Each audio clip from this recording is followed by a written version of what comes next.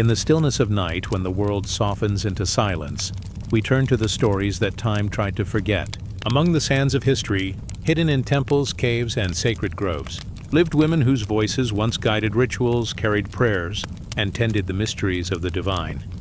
Tonight, we drift into their presence, not as historians, but as dreamers, walking beside them in the hush of forgotten sanctuaries, where incense lingers and starlight falls like blessings. Each story is a lantern glowing softly in the dark, guiding you toward rest. If this journey helps your heart grow lighter, let us know where you're listening from. And if these stories carry you gently into sleep, consider subscribing so you can always return to this quiet place of rest. Night settles softly. The air is cool, carrying the scent of leaves and damp earth. Somewhere not far away, a grove of ancient trees stands in silence, their branches stretching high into the sky, like arms reaching toward the stars. You drift closer, as though walking on a path woven of moonlight. Every step is weightless, every sound is hushed, as though the earth itself wishes to rest. In this sacred grove, the world feels older than time, older than memory. The trees are tall, their roots deep, their crowns wide. They stand like guardians, pillars of a natural temple. The wind slips gently between their trunks, and the leaves whisper secrets only the patient can hear. This place is not empty, it breathes with presence. Long ago, priestesses gathered here, women who kept the mysteries of earth and sky. They tended the grove not as owners, but as caretakers. To them, each tree was alive, a being of wisdom, a keeper of hidden songs. You pause beneath a great oak. Its bark is rough, but warm with life. The branches bend gently in the night breeze, as if bowing in recognition. The grove remembers those who have walked here before. It remembers prayers spoken in soft voices, offerings of flowers, the sound of flutes at dusk. The women came barefoot, their robes brushed against the grass. They carried bowls of water from nearby springs, pouring it at the roots of the trees. They lit small fires, not to burn but to warm. The smoke rose like a prayer into the sky, carrying thanks, carrying wishes, carrying love. The grove answered, not with words, but with the shifting of leaves, the rustle of branches, the call of an owl far away. Every sound was part of a dialogue. Every silence was part of a hymn. Close your eyes and imagine the chant. Low voices, soft and steady, rising and falling like waves. The priestesses sang in languages now forgotten, yet the tones still hum in the bones of the earth. It was not about being heard by people. It was about being felt by the wind, by the water, by the stars above. The grove was their temple. No walls, no roof, only the open sky. The stars were their ceiling, the moon their lamp. The air itself became sacred incense, moving gently through the branches. Here, spirit and nature were not separate. They were one breath. The women believed the trees carried memory. Every ring within the trunk was a story. Every leaf that fell was a prayer released. When they leaned against the bark, they listened to the slow heartbeat of the forest. It reminded them that all things live in cycles: birth, growth, rest, return. The oak spoke of strength. The willow spoke of healing. The ash carried messages between worlds. Each tree had its own spirit, its own gift, its own way of guiding those who came with an open heart. You wander deeper. The path narrows, winding like a stream. Shadows stretch long and soft, but nothing here is frightening. The night feels gentle, as though it wraps you in its arms. Far above, a slice of silver moon watches over the grove, spilling light like milk over the forest floor. In the distance, you hear a drum. It is slow, it is steady. It sounds like the rhythm of walking feet, like the rhythm of a calm heart. The priestesses once played such drums, their palms moving in time with the earth. Each beat grounded them. Each pause reminded them of silence. The women danced, but not for spectacle. Their movements were prayers, feet pressing softly into soil, arms swaying like branches, heads bowed as if listening to whispers only they could hear. Their dance was not to perform. It was to become one with the forest. The grove became their mirror. When they wept, rain fell. When they rejoiced, blossoms opened. When they prayed, the wind grew still, listening. They were not above the earth. They were part of it, as you are now, breathing slowly, lying in stillness, listening to this story. Every ritual had meaning. The pouring of water was gratitude to the springs. The scattering of seeds was a promise of tomorrow. The tying of ribbons on branches was a reminder that wishes could be carried by the wind. Nothing was wasted. Everything returned. There was no rush. Rituals flowed at the pace of the seasons: planting, harvest, rest, renewal. The women knew that life itself was like the turning of the year. Times of light, times of dark, both necessary, both sacred. A night in the grove was like being held in the arms of eternity. The stars above stretched across the heavens like a river of silver. The priestesses lifted their hands, palms open, as though catching drops of starlight. They believed the stars were ancestors, watching, guiding, blessing. And when clouds passed across the sky, it was not an ending, only a gentle veil, reminding them that even hidden things are never lost. You breathe deeply now. The night air is cool. The grove hums around you. You can almost hear the faint echo of chants, as though carried through time. The voices blend with the rustle of leaves, with the sigh of the wind. It is a lullaby. A hymn older than words. In this place, silence is never empty. It is full, like soil rich with roots.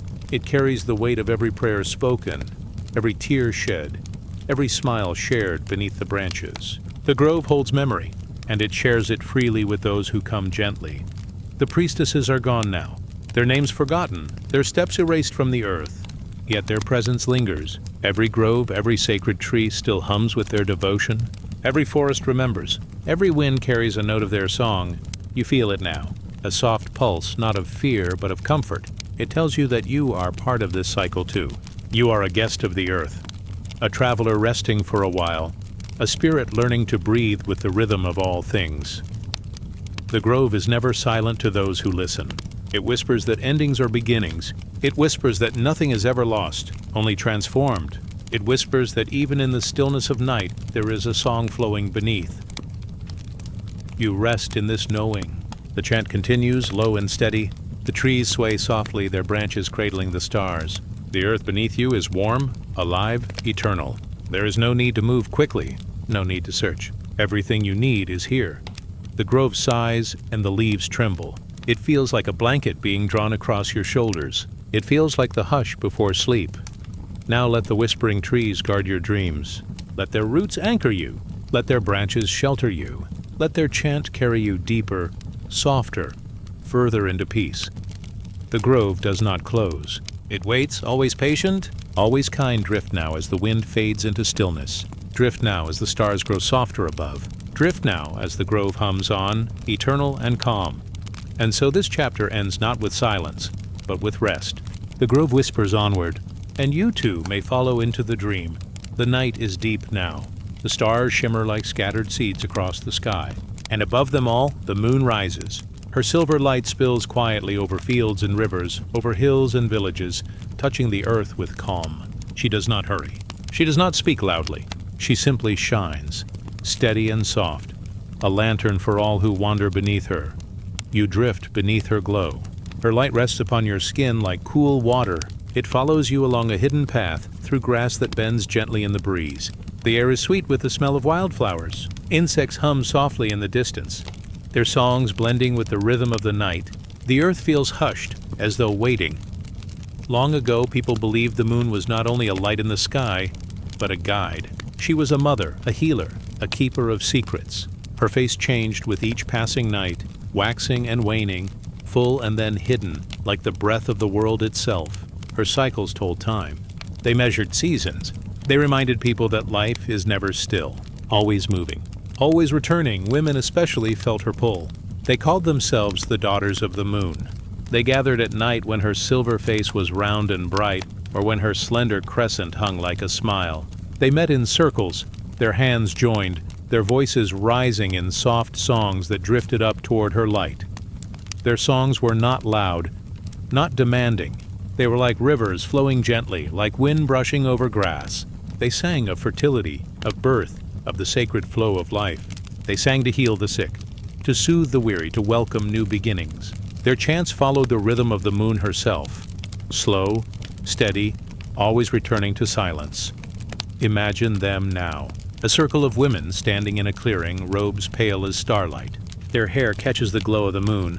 Their shadows stretch across the earth, forming patterns like petals of a great flower. A drum begins, low and steady. The sound is like a heartbeat, rising and falling, reminding all who listen that they are alive, connected, and held. The daughters of the moon lifted bowls of water to the sky. The moonlight shimmered upon the surface, turning each bowl into a mirror of the heavens. They believed water carried her reflection, her blessings. They sprinkled drops upon the earth, upon their foreheads, upon the roots of trees, asking for renewal and peace. Every phase of the moon carried meaning.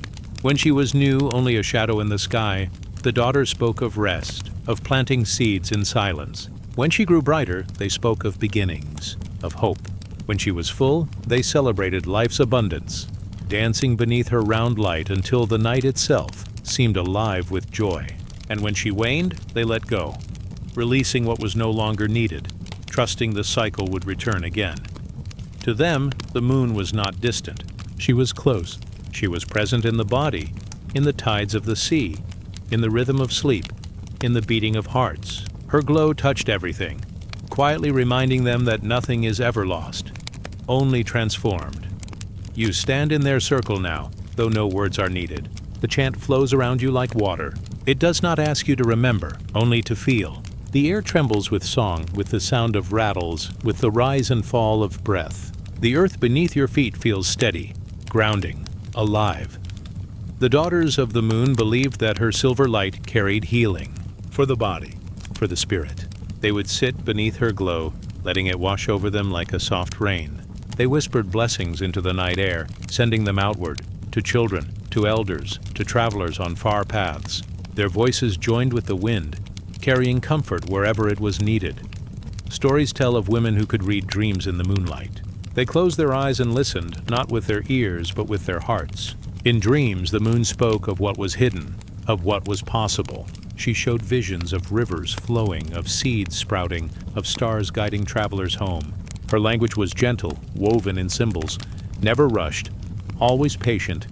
The moon was also seen as a mother of tides. Her pull guided the oceans, waves rising and falling in harmony with her glow. The daughters of the moon stood on shores at night, their feet in the water, singing to her reflection upon the sea. Each wave that touched them was a blessing. Each return of the tide was a promise that all things come back, all things flow home. The circle of women moved with the rhythm of her phases. Their lives followed her cycle, times of rest, times of growth, times of fullness, times of release. They did not fight against these changes. They welcomed them. They trusted them. As you listen now, you may feel the same rhythm inside yourself. A breath rising, a breath falling, moments of stillness, moments of flow. The moon whispers that this rhythm is natural, eternal, a thread connecting you to all who have ever lived beneath her glow. The daughters of the moon knew this truth. Life does not need to be rushed. It moves in circles, not in lines. It returns again and again, like the moon, like the tide, like the breath you take now in the quiet of your room. The night deepens. The chant grows softer like embers fading to warmth. The women lower their hands. The bowls of water shimmer once more, then rest upon the ground. The drums slow. The rattles hush. The circle is silent, but not empty. The silence is full, rich, alive with presence. The moon shines above, her light still touching each face, each tree, each stone. The daughters close their eyes, resting in her glow. They know she will return again, as she always does. Her cycle never breaks. Her light never truly fades. You lie beneath her now, too. Her silver glow rests gently upon you. It asks nothing. It gives everything. It reminds you that you are part of the same rhythm, rising, resting, returning. Let the moonlight cradle you. Let it wash over your thoughts, carrying them away like drifting clouds. Let it guide you into a quiet place where the spirit can rest. The daughters of the moon fade into memory, yet their presence remains in every silver beam, in every night sky, in every soft rhythm of breath. They remind you that peace is always near, that healing is always possible, that the cycles of life are gentle teachers, waiting to be trusted. The night holds you, the moon blesses you, the earth steadies you. All is calm, all is safe. Drift now beneath her light. Drift as the daughters once did, singing softly to the sky. Drift as the tides do, carried by her pull. Drift into the rhythm of rest, the rhythm of peace, the rhythm of the moon herself. Now close your eyes in this story. Let the night grow softer. Let the stars blur into dreams. And let the moon, eternal and kind, guide you onward, gently, silently, into sleep. Night drifts slowly along the river. The Nile flows like liquid silver beneath the moon. Palm trees stand tall on its banks, their shadows swaying with the breeze. The air is warm, filled with the scent of lotus blossoms resting gently upon the water's surface. Far away, the faint sound of a drum begins to echo, slow and steady, as though the river itself carries the beat. You move toward a temple. Its walls glow in the pale light of torches. Hieroglyphs shimmer upon the stone, each carving a story from long ago. Columns rise like tall reeds, their tops carved into the shape of lotus flowers, unfolding to the sky. The air inside is cool, fragrant with incense. And here, in this sacred space, the dance begins. The dancers enter in silence, their feet bare, their steps gentle against the stone floor. Their robes are light, flowing like the river breeze. Golden jewelry glimmers at their wrists and ankles, catching the torchlight with each soft movement. They do not rush. They do not seek to impress. Every motion is an offering. Every gesture is a prayer. They dance for Hathor, the goddess of love and joy, the lady of music, the golden one. She was believed to smile upon the world with warmth, bringing beauty, tenderness, and delight. Her temples echoed with laughter, song, and dance, for joy itself was her sacred language. And so the women moved their bodies in harmony, not to entertain but to honor her presence. The drumbeat grows steady. It is joined by the soft shimmer of sistrums, sacred rattles shaped like the temple's own arches. The sound rises like the rustle of wind through papyrus reeds. The dancers lift their arms, wrists turning slowly, fingers tracing circles in the air. Their movements are graceful yet simple, like flowing water, like birds gliding across the Nile at dusk. Each step carries meaning. A turn of the hand symbolizes blessing. A bend of the knee reflects humility. A spiral of the arms mirrors the endless cycles of the sun and the river. The dance is a language without words, a prayer written upon the air. The temple glows with their presence. Their shadows stretch across the walls, mingling with the carved figures of gods and goddesses. It is as though stone and spirit join together, alive in the same rhythm. The music is not loud. It does not fill the air with force. It flows gently, like breath, like the murmur of the Nile against its shore. The dancers' faces are serene, their eyes half closed, as though listening to something beyond the music. Perhaps they hear the pulse of the earth. Perhaps they feel the gaze of Hathor herself, shining like the golden sun. Their devotion is not in words, but in presence. Each gesture carries love. Each movement is joy-given form. Close your eyes and imagine the sway of their bodies. The way their arms open wide, like the petals of the lotus blooming at dawn. The way their feet move lightly, barely touching the earth, as though floating on air. Their dance is gentle, flowing, never hurried. It invites not the eye, but the heart, to join in the rhythm of reverence. In ancient times, the people of Egypt believed that music and dance could heal, that the body, when moving in harmony with the divine, became a bridge between worlds. When the dancers offered their art to Hathor, they were not only worshipping, they were calling balance into their communities. They were soothing the weary, blessing the hopeful, carrying joy into every corner of life. The temple becomes alive with layers of sound. The drums beat softly, steady as the heartbeat of the river. The sistrums shake with silver tones like stars ringing in the sky. A flute joins, its song drifting upward like smoke, thin and delicate, winding between the columns. Together the music and the movement create a gentle spell, weaving calm into the air. The goddess is honored not with grand speeches, but with laughter, song, and the beauty of the human form in motion. The dancers move as if they are themselves the flowing of the Nile, as if their arms are waves, as if their steps are ripples, spreading outward without end. Every sway, every turn is a reminder that life itself is sacred, that joy itself can be worship. The people watching feel peace. They see in the dance a reflection of their own lives, work and rest, rising and falling, fullness and emptiness, like the cycles of the river, like the turning of the moon. They feel held in the rhythm. They feel blessed by the simple beauty before them. You linger in the temple, wrapped in this softness. The flicker of torchlight dances along the walls. The music flows like water around you. The air is warm, yet soothing, carrying the scent of myrrh and lotus. You breathe deeply, slowly, and the rhythm of the dance seems to enter your own breath, steady and calm.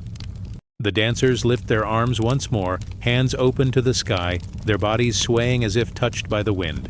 their steps slow, becoming smaller, lighter, until at last they come to stillness. The instruments grow quiet one by one. The drum falls silent. The rattles rest. The flute fades into air, and the temple returns to silence, holding the echo of the sacred offering. Hathor's presence lingers, gentle and golden, like the warmth of the setting sun. The dancers bow their heads, their devotion complete. The air feels lighter, calmer, blessed. Joy has been offered, and joy has been received. You step back into the night. The Nile still flows, slow and eternal. The moon glimmers above, her reflection swaying in the water. Palm trees sigh in the breeze. And in your heart, the rhythm of the sacred dance remains, a gentle reminder that beauty can be prayer, that joy can be devotion, that movement itself can bring peace. Let the dance follow you into rest. Let the music soften within your mind, becoming the beat of your own calm heart. Let the image of torchlight and flowing robes drift like a dream into your sleep. Now, as the night deepens, rest as the sacred dancers once did when the music faded. Rest in silence. Rest in peace. Rest as the stars return above the river. The night deepens. The sky above Rome is heavy with stars, each one glowing faintly through a veil of mist. Stone streets lie quiet, their echoes hushed by the lateness of the hour. Only the soft rustle of olive branches and the distant trickle of a fountain break the stillness. You drift along these silent ways, your footsteps slow, your heart calm. Ahead rises a great temple. Its columns are tall, carved from pale stone, their surfaces worn smooth by time. Torches flicker at the entrance, their flames dancing in the gentle breeze. The air carries a fragrance of burning cedar and warm oil, mingling with the night. Here within this temple, something precious is kept alive, a flame that must never be allowed to fade. The doors open slowly, without sound. Inside, shadows play across the walls, and the glow of fire shimmers at the center. The chamber is wide yet quiet, its air heavy with reverence. At the heart of the room burns the sacred fire of Vesta. It rises steadily, never flickering out, a golden light in the silence. The flame is calm, but strong, as though it breathes with the life of the city itself. Guarding this flame are the Vestal virgins. They move softly in their white robes, their veils falling gently over their shoulders. Each step they take is measured, each gesture careful, as though the very air around the fire must be treated with tenderness. They do not chatter, nor do they hurry. Their devotion is quiet, steady, like the flame they serve. The people of Rome once believed that this fire was no ordinary light. It was the heart of the empire, a symbol of its safety and strength. As long as the flame burned, the city would endure. As long as the Vestals tended it, balance would be kept. The fire was more than warmth or light. It was the breath of the goddess Vesta herself. The women who served here were chosen in childhood. Taken from their families, they entered the temple as young girls. Their lives would be shaped by silence, devotion, and purity of heart. For 30 years they would guard the flame, never letting it falter. To them the fire was more than a duty. It was a companion, a living presence, a sacred trust. Imagine their world. Dawn breaks over Rome and the city stirs awake. While merchants open their stalls and children run through the streets, the Vestals step quietly into the temple. They bring fresh wood to feed the fire. They scatter herbs to perfume the air, rosemary, laurel, and myrtle. The smoke rises in thin, curling threads, carrying prayers upward to the sky. Their lives are not filled with noise or spectacle. Instead, they move in rhythm with the flame. Its constancy becomes their constancy. Its patience becomes their patience. The quiet glow teaches them to live slowly, with care, with reverence for each moment. In tending the fire, they tend also to the soul of the empire. The temple is never empty. Day and night the flame must be watched. In the deep hours of darkness when the city sleeps, a Vestal kneels beside the hearth. Her eyes rest on the glow. Her breath falls softly in time with the crackle of embers. She listens to the silence between the sparks, a silence that feels alive, a silence that holds the heartbeat of the goddess. To the Romans, fire was a bridge. It joined earth and heaven, body and spirit, home and temple. Every household kept its own flame, taken once from this sacred fire. To lose it was to invite sorrow. To keep it was to honor life. And so the Vestals carried not only the fire of Vesta, but also the quiet hope of every family, every dwelling, every corner of Rome. You can feel the warmth of the flame. It is not harsh. It glows gently, like the sun softened through a veil of clouds. Its light strokes the faces of the Vestals, illuminating their calm expressions. Their eyes are lowered, their hands still, as they lean close to place another branch upon the embers. The fire accepts the gift and rises, steady and sure. Years flow like a river for these keepers. From childhood to womanhood, they remain bound to the flame. They do not marry nor bear children. Their devotion is singular, their purpose unwavering. They are mothers to the fire itself, guardians of something eternal, and though their lives may seem austere, there is a quiet beauty in their service. They live within stillness, within ritual, within the soft glow of the eternal light. Legends say that when the flame wavered, the city trembled. When the fire dimmed, fear swept through the people. But when it burned bright, Rome felt secure, held in the goddess's embrace. And so the Vestals gave their care to it endlessly, ensuring that joy and sorrow alike were met with a steady, unbroken flame.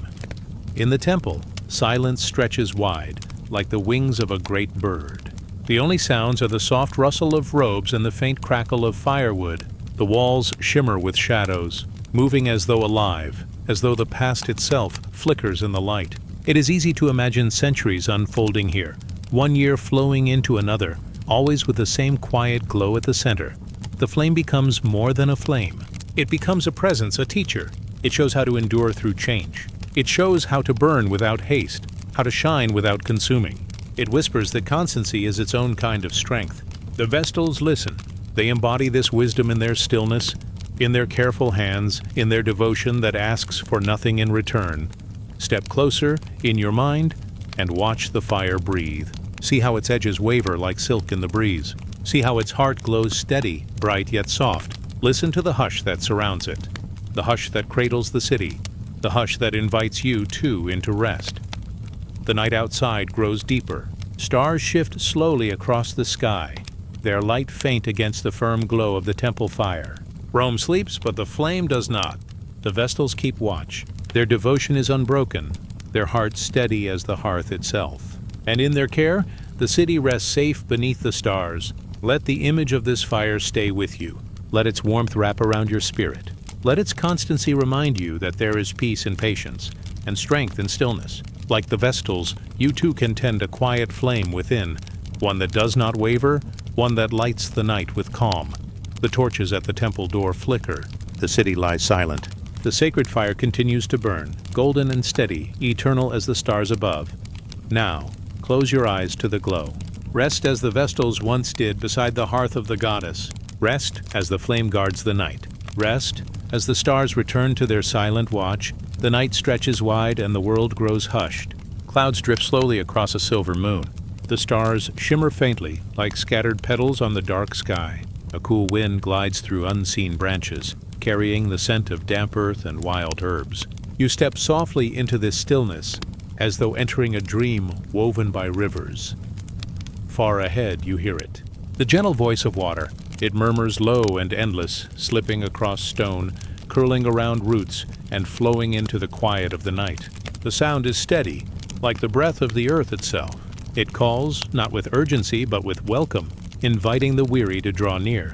A river lies waiting under the moonlight. Its surface glimmers with silver light, trembling as the current moves with grace. Along its banks, reeds whisper as the wind brushes through them. The air is cool here, heavy with mist that rises like smoke from a sacred fire. Every droplet seems alive, glowing faintly as though touched by spirit hands. Women gather at the water's edge. Their robes are simple, woven from fibers softened by time. They carry clay jars, polished smooth by river sand. Their hair is braided with wildflowers and herbs, offerings of earth brought to meet the flow of water. Their steps are gentle, their voices hushed. These are the healers, the keepers of water's song. They do not speak loudly, for the river itself is the priestess here. It is said that water remembers. It remembers the tears of sorrow, the sweat of labor, the joy of laughter. It carries memory from mountain to sea, gathering every whisper of life along the way. To place one's hands in the river is to touch the endless past. To drink from it is to receive renewal, a return to innocence, a washing of burdens away. The women bend to the current. Their hands touch the surface, and the river accepts them. Ripples spread outward, carrying their touch into the distance. One raises her jar, filling it with moonlit water. Another scatters herbs upon the stream. rosemary for clarity, lavender for peace, myrtle for blessing. The leaves drift, turning slowly before being drawn into the flow. They sing softly as they work. Their voices are not sharp or loud. They rise like mist, gentle and flowing. The song has no beginning, no end, only a cycle, like the turning of waves upon the shore. It is a hymn of thanks, of asking, of remembering. The river listens, and the river answers in its constant murmur. Long ago, people believed that rivers were not mere waters, but living spirits. Every spring was a doorway. Every well was an eye of the earth. Every river was a mother, flowing with strength, cradling all who came to her. Those who sought healing walked to the waters with heavy steps, carrying sickness in body and spirit. And there, guided by women, they found relief in the embrace of the stream. A woman kneels beside a traveler. He has come weary, his face marked by sorrow. She dips her hands into the current and lets the water fall upon his brow. Her voice is low, steady as the tide. She does not promise that pain will vanish. She promises only cleansing, only renewal, only the chance to begin again. The man closes his eyes, and the river carries away his tears. The rites are simple, but filled with power. There is no need for grand temples, for the sky is the roof, and the earth the altar. The river is both vessel and prayer. Those who step into it feel the coolness wrap around their skin, drawing heaviness from their bodies. The current moves across them, 1,000 threads of silver, loosening sorrow, untangling fear, carrying it away into the sea where all burdens dissolve. In the moonlight, the river looks endless. Its surface reflects the sky, so that one feels they walk upon both earth and stars. Children come with laughter, their hands cupped to drink. Elders come slowly, leaning on staffs, their steps steady as the flow. All are welcomed, for water refuses none. The river does not ask who is worthy. It gives always as freely as breath. The women know the river's moods. They know the hush of dawn when mist curls low.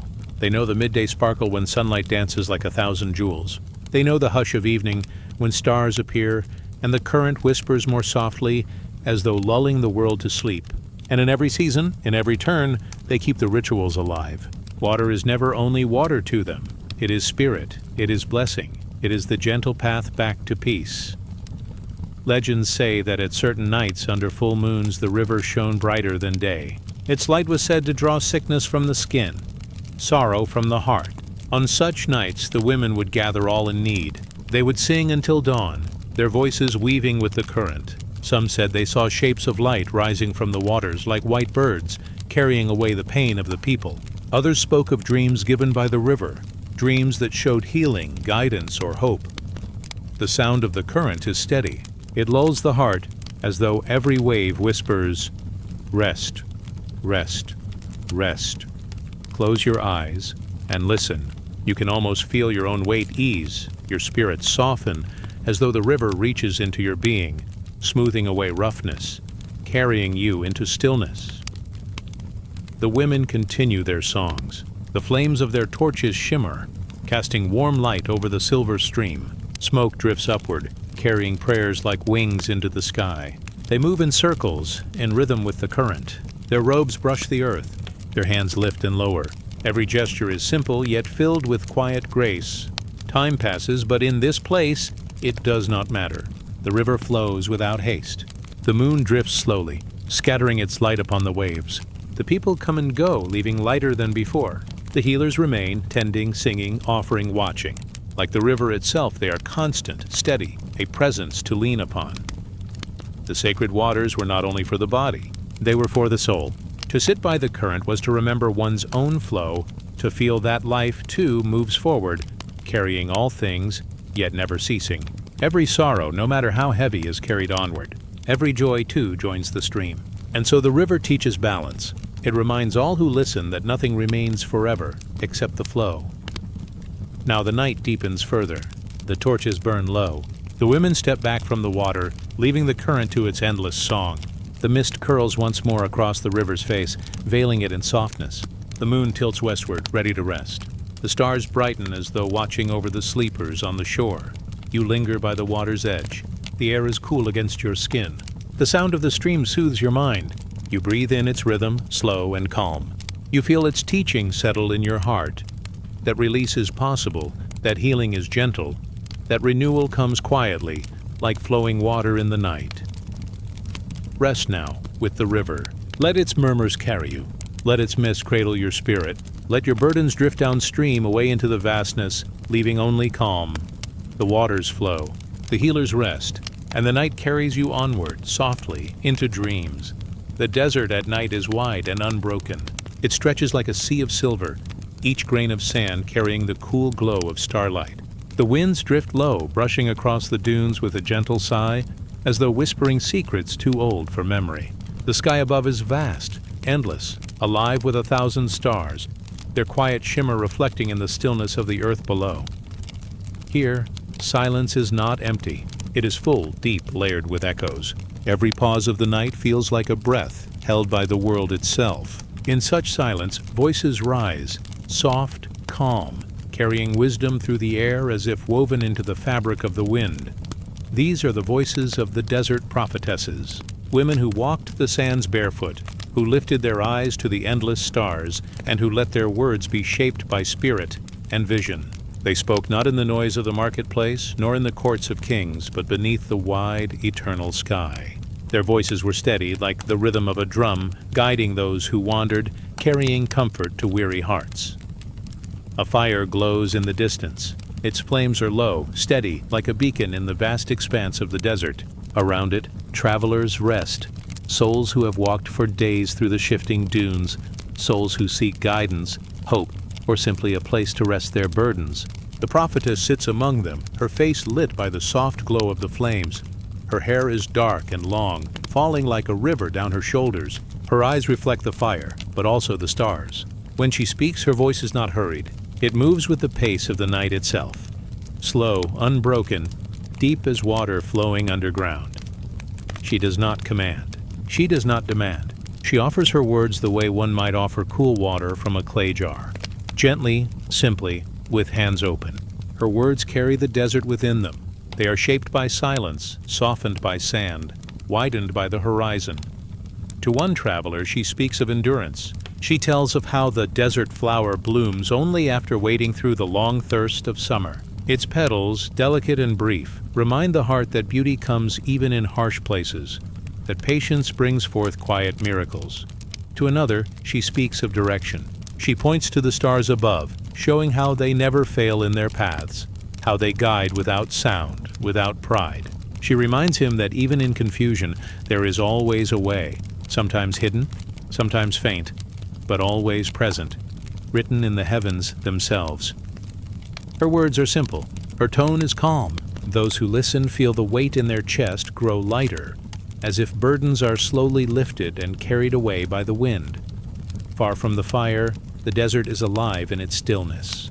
The dunes rise and fall like waves. Shadows stretch long beneath the moonlight.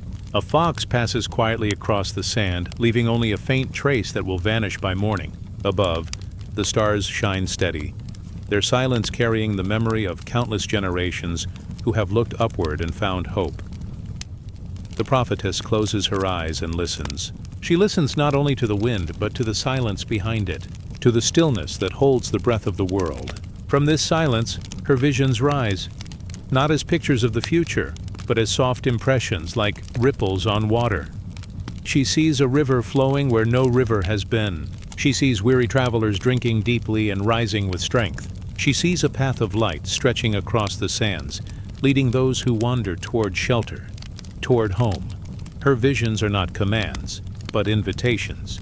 They are lanterns in the night, showing where peace might be found. And so her words return to the circle of fire, to the hearts of those who listen. They settle in them, like seeds falling gently into soil, waiting for the right season to grow.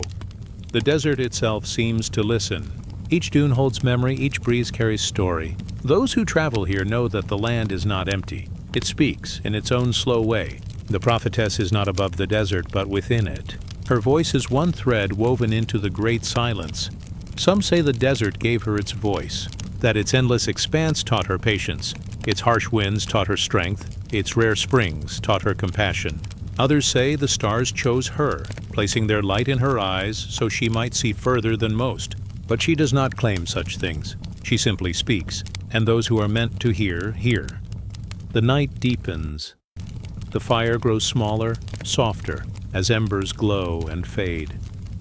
The travelers rest, their breathing slow, their eyes closing as the words of the prophetess settle into their dreams. The stars remain, countless and still, like guardians above the quiet camp. The prophetess rises. She walks a short distance from the fire, her feet pressing gently into the cool sand. She lifts her gaze to the sky, her lips moving softly in prayer. Not for herself, but for those who wander, for those who search for hope, for those who carry heavy burdens, for those who forget the strength within their own hearts. The desert hears. The stars hear. The silence holds her prayer, carrying it beyond the horizon.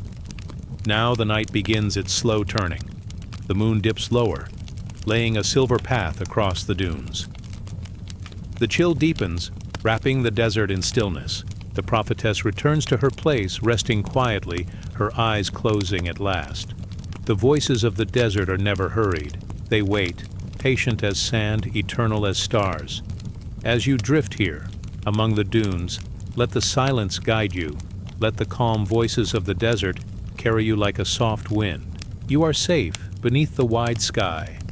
You are held, as the stars have always held those who came before you. The fire glows faintly. The prophetess rests. The sands whisper softly, and the night folds itself around you like a gentle cloak. Now rest as the stars return. Now drift as the silence deepens. Now dream as the voices of the desert carry you into peace.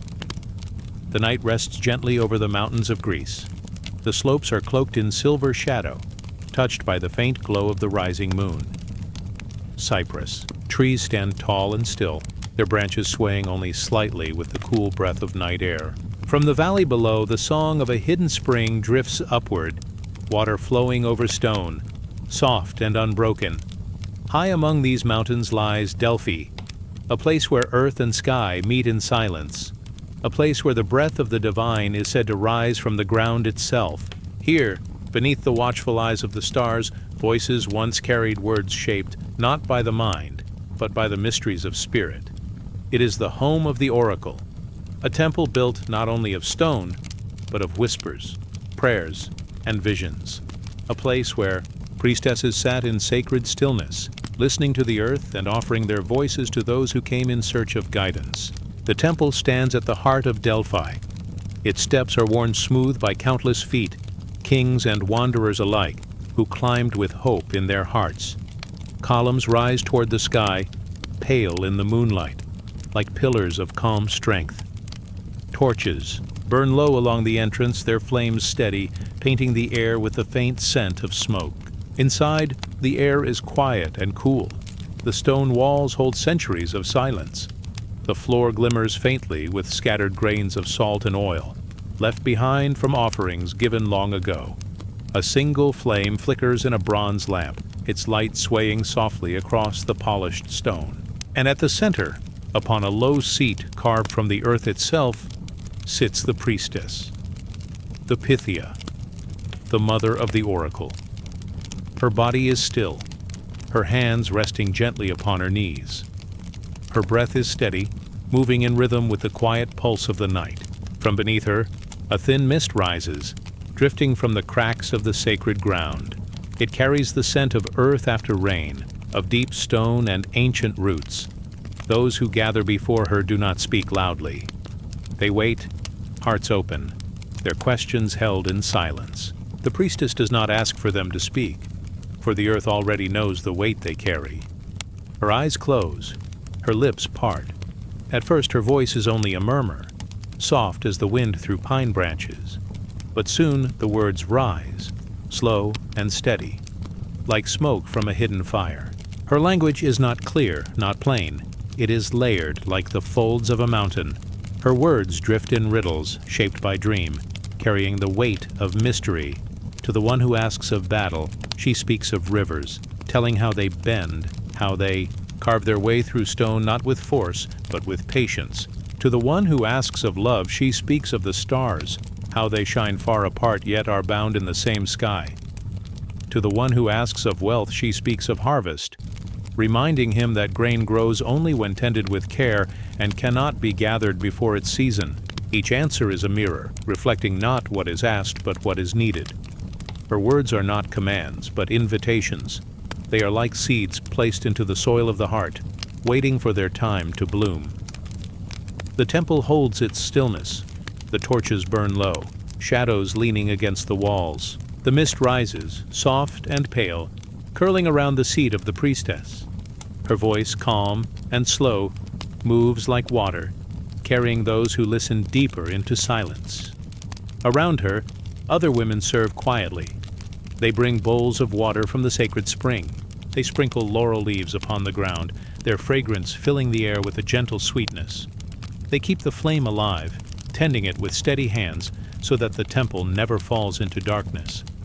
They are mothers too, mothers of the oracle, keepers of space, caretakers of silence, guardians of the sacred breath that rises from the earth. They do not speak with riddles, but their presence is its own kind of guidance. Soft, unseen, like the roots beneath the tree that hold it steady. Outside the temple, the night deepens. The sky grows darker and the stars grow brighter. The mountain air carries a coolness, wrapping gently around the stones.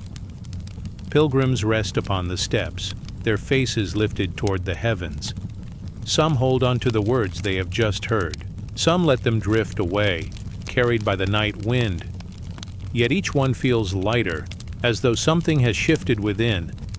For the oracle is not only about answers, it is about awakening the quiet voice already resting in the heart.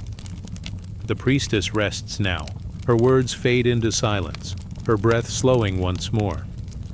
The mist curls back into the cracks of the earth, vanishing as though it never was. The temple remains, steady and still, its stones glowing faintly in the moonlight. In the distance, a night bird calls. The sound is low, gentle, carried far across the valley. The springs below continue their song, water flowing endlessly as it has for centuries. The earth holds its silence, the stars hold their watch. Here in Delphi, the voices of women shaped the course of kings, but their true power was quieter than crowns, quieter than battles. It was the power of stillness, the power of listening, the power of words spoken from a place deeper than thought. The mothers of the oracle remind us that wisdom is not always found in clarity. Sometimes it comes in riddles, in shadows, in silence. It comes like smoke, rising, curling, disappearing, yet leaving its scent in the air long after. And so, the temple sleeps. The torches burn low. The priestess dreams with her head bowed gently forward. The mist returns to its secret chambers below the earth. The mountain holds the silence, and the stars keep shining above, steady and eternal. Now, as you drift in this sacred place, let your mind rest as the temple rests. Let your thoughts rise and fade like smoke, needing no answers, only silence. You are held here, safe beneath the stars, in the care of the mothers of the oracle. Let the torches dim. Let the night deepen, let the voices grow quiet, and now rest as the stars return. Now drift as the silence opens. Now sleep as the mothers of the oracle keep gentle watch. The night opens wide above the savannah. A sky of endless velvet, scattered with quiet stars, leans gently over the earth. The grasses bow in the cool wind, their tips brushing one another with a sound soft as a whisper. From the distance comes a low hum, a rhythm that is not of voice, but of drum. It moves like a heartbeat through the still air, steady and ancient. The sound does not rush. It does not demand. It settles, it calls, it comforts. Each beat is like a slow breath, rising and falling, carrying with it the memory of countless nights before. Here, in a hidden circle surrounded by trees, the women gather. The sanctuary is not built of stone or walls, but of firelight and rhythm. The ground is packed earth, warm from the sun of the day, now cooling beneath the stars. A ring of flames burns low, casting gentle light upon their faces, painting shadows that dance with every flicker. And in the center, the drums. The drums are round, made of wood and skin, shaped by hands that knew the patience of carving, the care of binding. Their surfaces glow with the sheen of many years, polished by touch, darkened by time. Each one has its own voice. One speaks deep, like the rumble of earth. Another rings higher, bright as birdsong. Together they form a language without words, a language older than speech. The women sit in a circle. Their backs are straight, their hands resting gently on the drums. The fire glows between them, its smoke rising slowly, carrying the scent of herbs into the sky. Their eyes are soft, their faces calm. There is no rush. The night holds them in quiet patience. One woman begins. Her palms meet the drum in a rhythm both steady and tender. The sound flows outward, touching the air like ripples across water. Soon, another joins, then another. The circle awakens, not with noise, but with harmony. The beats layer one upon the other, weaving together, each finding its place, each honoring the silence between. The drum beat is more than music. It is prayer. It is heartbeat. It is the breath of the earth-given sound. With each beat, the women call upon the unseen spirits. They invite the ancestors, those whose voices once rose in the same rhythm, beneath the same stars. They invite the earth itself, the soil that feeds, the rivers that flow, the winds that guide.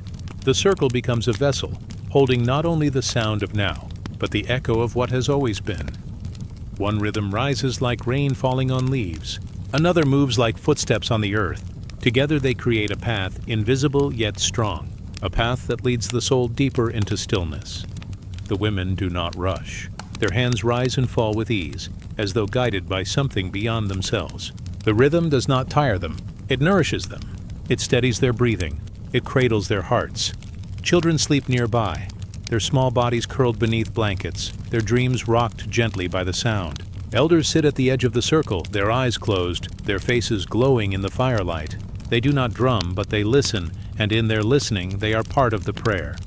The drum beat carries stories not spoken but felt. The deep pulse tells of the earth, strong and steady, holding all things. The lighter beat tells of the wind, moving freely, whispering secrets from far away. Another rhythm tells of water, flowing in curves, never broken, always finding its way. And together, these rhythms remind those who listen that life itself is a circle. The sun rises, the sun sets, the rains fall, the earth blossoms. The child is born, the elder rests. The circle continues without end, without hurry. The women know this truth. Their drums are not only instruments, they are mirrors of the heart, guides for the spirit, bridges between the seen and the unseen.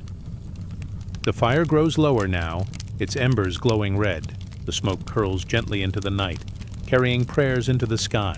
The drums slow, the rhythm softens until each beat is separated by silence. The silence does not break the circle, it deepens it. The women rest their hands on the drums, letting the last vibrations fade into the earth. The air is still again. The stars above seem brighter, as though they too have listened, as though they too carry the rhythm within their shining hearts. In this sanctuary of drums, nothing is asked, nothing is forced. There's only the rhythm of life, steady and eternal. A reminder that the heart itself is a drum, beating softly through the night. That the earth itself is a drum, carrying the sound of footsteps, the roll of thunder, the fall of rain. The women smile gently, their eyes calm. They know the circle is never truly broken. Even when the drums are silent, the rhythm continues in the pulse of the wrist, in the flow of the river, in the rise and fall of breath. The night deepens. The fire becomes a quiet glow. The grasses bow once more in the soft wind. The circle of drums rests, but its prayer lingers in the air, tender and unseen. Now, let your own heart beat as the drum beats. Let it slow, steady, calm. Let it carry you into rest, as the circle of women carried their prayers into the night. Let the stars return. Let the silence open. And let the circle of drums hold you, even in sleep. The night opens like a curtain of velvet. The air is still. The stars hang as if they are stitched into the sky with threads of silver. And in this hushed twilight, the dream carries us into a chamber of weaving. It is not a place of stone, nor a palace with walls. It is a circle of shadow and candlelight, a hidden room where women sit in silence. Before them lies the loom, wooden and simple, yet glowing as if kissed by moonlight. Threads stretch across it like rays of dawn held in place. The air is warm with the scent of oils and the quiet sound of fiber being drawn, thread after thread, soft as breath. You drift closer. The weavers do not speak. Their voices are in their hands. Every movement is a prayer. Every pattern is a memory whispered into the cloth. Long ago, people believed the world itself was woven. The skies were cloth. The seas were cloth. The destinies of all living beings were strands joined together, crossing and looping in eternal patience. To weave was not only to make garments, it was to touch the very rhythm of the universe. The women of the hidden chamber knew this. They sat in the half-light, their faces calm, their eyes steady. One lifted her hand and passed the shuttle through. Another drew the thread taut, not too tight, not too loose, but balanced like the balance of night and day. The cloth began to grow, row by row, line by line, a silent scripture of fiber.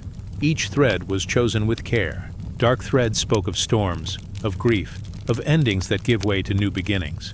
Light threads carried blessings, like sunlight spilling across fields after rain. Red threads burned with the fire of blood and love. Blue threads cooled with the calm of rivers wide and slow. Gold threads shimmered like secrets carried from the stars. To the untrained eye, it was only fabric. But to those who listened with the soul, it was a map. Every pattern was a story. Every knot was a turning point. Every crossing was the meeting of fates. They say the weavers carried more than cloth. They carried protection.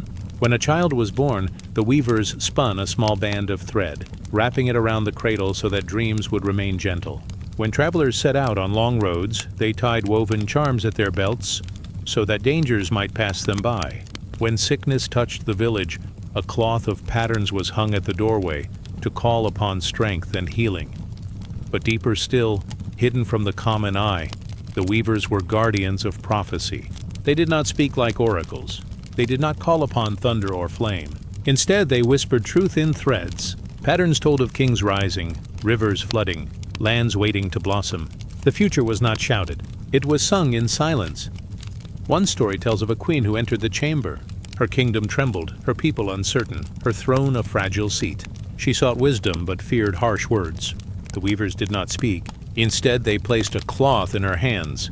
It was simple, made of 3 colors only: black, white, and red. She did not understand, not at first, but as she carried it, as she touched it, she began to feel the meaning.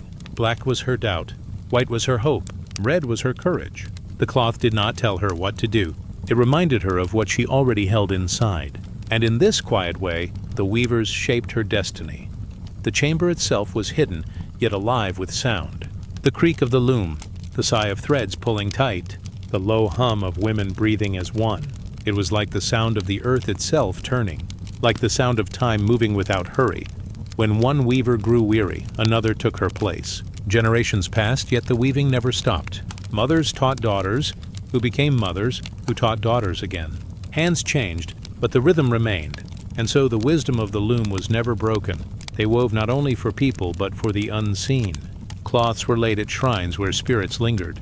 Patterns were offered to rivers, wrapped around stones, and released into the current, carrying prayers downstream. Even the wind was given gifts of woven bands, hung in branches where it could play among the leaves. The world received their weaving as a language beyond speech. It is said that, at times, the weavers sat in silence for hours before lifting the shuttle. They waited until the right thread called to them. They listened until the rhythm of the universe whispered what was needed. Then, with patience, they placed the strand. Never hurried. Never forced. Always in harmony. Imagine the chamber now. Candles flicker, casting golden halos on the walls. Threads shimmer like rivers of color flowing side by side. The women sit with straight backs and gentle hands, eyes half closed as if dreaming awake. The sound of the loom is steady, steady, steady, like a heartbeat, like a drum, like the breath of night itself. You drift in that rhythm. Your breath matches it.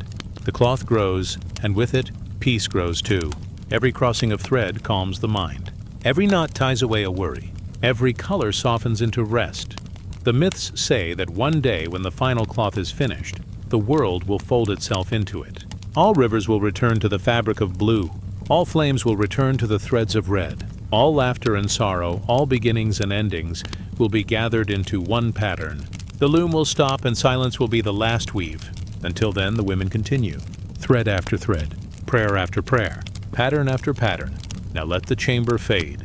Let the candles dim, the loom fall quiet. The cloth rests, glowing faintly as if it holds its own moonlight. The women step back into the shadows, their work done for this night. The threads remain. They are around you even now. In the stars above, in the roots beneath, in the rhythm of your breath. Every life is a thread, every dream a pattern, every moment a gentle crossing. Drift into that fabric, rest within its folds. You are safe in the weave, carried in the cloth of time, wrapped in the patience of the hidden weavers. Now let the stars return. Let sleep gather you like a thread drawn gently home, and let the night carry you onward, soft as silk, endless as the loom of eternity. The night is gentle. The stars lean low as though listening. The earth is quiet, wrapped in the breath of trees, and here, in this silence, you enter the forest. It is not an ordinary forest. It is ancient, green with memory. The trunks are wide and old, their bark carved by time.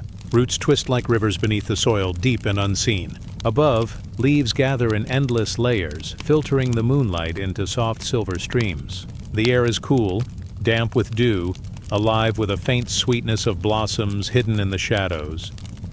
You step softly. The ground is carpeted with moss, thick and forgiving. Your feet do not disturb the quiet. Only the slow rhythm of your breath joins the forest's song.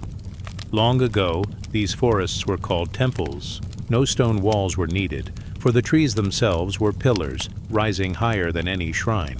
The sky was the roof. The soil was the altar. And at the heart of these living temples dwelled the forest mothers. They were women who listened, women who tended the hidden shrines carved from roots and stone, shaded by branches older than kingdoms. They rose before the sun, barefoot, wrapped in cloth as soft as morning mist. They carried baskets of flowers, bowls of rice, and pitchers of clear water drawn from springs. With each step, they moved as if in prayer, their silence deeper than words. The forest mothers believed that trees held breath. Every leaf carried the memory of rain. Every trunk stored the patience of centuries. To bow before a tree was to bow before time itself. So they bowed. They pressed their palms against bark, whispering gratitude. They placed petals at the roots, letting blossoms fall like fragments of dawn. Sometimes they lit small lamps of oil. The flames were not loud, not bright, but gentle. They flickered like stars fallen to the ground, joining the forest's own light. Smoke curled upward, soft and white, drifting into the branches where birds slept. The air grew thick with the scent of sandalwood, carrying prayers upward into the night. They offered water most of all, for water was life. They poured it slowly at the base of each shrine, watching it soak into the earth, watching it vanish yet remain. The water would rise again through the roots, climb into the leaves, and return as dew at dawn. To give water was to join the endless circle. The forest mothers did not ask for wealth or power. They asked for harmony. Harmony between breath and wind, harmony between footsteps and soil, harmony between the human heart and the green heart of the world. There are stories of how the forest listened in return. When the mothers sang, even the smallest leaves trembled as if answering. When they prayed, birds circled above them, wings gliding without sound. When they wept, rain would often fall, sudden and soft, as though the sky itself shared their sorrow. One tale speaks of a young mother who wandered too far. She was lost, her basket empty, her path unseen. But as she leaned against a tree, trembling with fear, the trunk seemed to glow faintly. A breeze stirred, guiding her back, each leaf pointing the way home. She returned, her faith deeper than before. From then on, she said the forest was never silent, only speaking in ways the heart must learn to hear. Shrines lay hidden in clearings. Some were marked with smooth stones stacked carefully by hand. Some were carved from fallen trunks, shaped into forms of goddesses with gentle eyes. Others were simple, only a bowl of rice beneath the branches. But all were alive with presence. At dawn, the mothers knelt before them, their hands folded like petals. The light slipped through the canopy, gold and tender, painting their faces with warmth. The air smelled of wet earth, of blossoms opening, of smoke fading into sky. It was a time when the forest itself seemed to breathe with them, slow and deep, full of peace. Their prayers were not for themselves alone.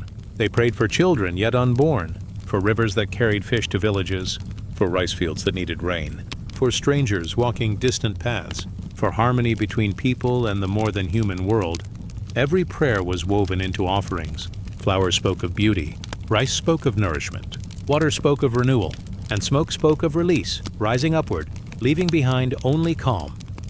The forest mothers also listened to dreams. When villagers came, troubled by sorrow, the women did not give counsel in words. Instead, they led them into the woods. They walked slowly until the path grew quiet and the air grew cool. There, the villager was asked to sit, to close the eyes, to breathe with the trees. Sometimes answers came in silence. Sometimes they came in the shape of bird calls, or the whisper of leaves, or the sudden fall of a flower from above. The mothers simply guided them, and the forest itself gave the reply. Seasons passed, and the mothers never ceased. In summer, when heat pressed heavy, they fanned the shrines with palm leaves and poured extra water to keep the roots cool. In autumn, they laid red and gold leaves upon the altars, letting nature's own offerings be enough. In winter, they wrapped the trunks in cloth bright against the gray air, whispering warmth into the cold. In spring, they danced barefoot on the soft earth, scattering blossoms like rainbows across the roots. Every season had its rhythm. Every season had its prayer. Imagine the forest now. The moon has risen high, silver and calm. The shrines glow faintly in the pale light. The mothers move softly, like shadows, like drifting mist. The forest listens to them, and they listen back. It is a circle without end, a song without words. You hear the rhythm of it, the steady breath of trees, the rustle of leaves overhead, the distant cry of a night bird, low and soothing. It gathers around you like a cloak woven from sound and silence. You feel safe. You feel cradled. You feel as though the forest itself has opened its arms to hold you. Some say the mothers still remain, even now, hidden deep in forests where roots run older than memory. Their shrines may be unseen, their songs unheard, yet their prayers continue. Every drop of rain carries their blessing. Every green shoot holds their care. Every dawn is their offering, laid across the earth like petals of light. And as you drift here, among their trees, their prayer surrounds you too. It flows into your breath. It rests in your heart. It gathers in your dreams. Now let the forest grow quiet. Let the lamps fade. Let the smoke curl higher and vanish into the night sky. The mothers bow once more, their hands pressed to the earth, their eyes closed in peace. They step back into the shadows, leaving only their offerings behind. The dew gathers, the air cools, the stars return above the leaves. You are safe in this temple of trees. You are wrapped in its silence, its patience, its endless care. Let sleep take you as gently as moss underfoot, as tender as petals on the wind. Now rest as the stars return. Now drift as the forest breathes. Now sleep, held in the prayer of the forest mothers. The night is gentle.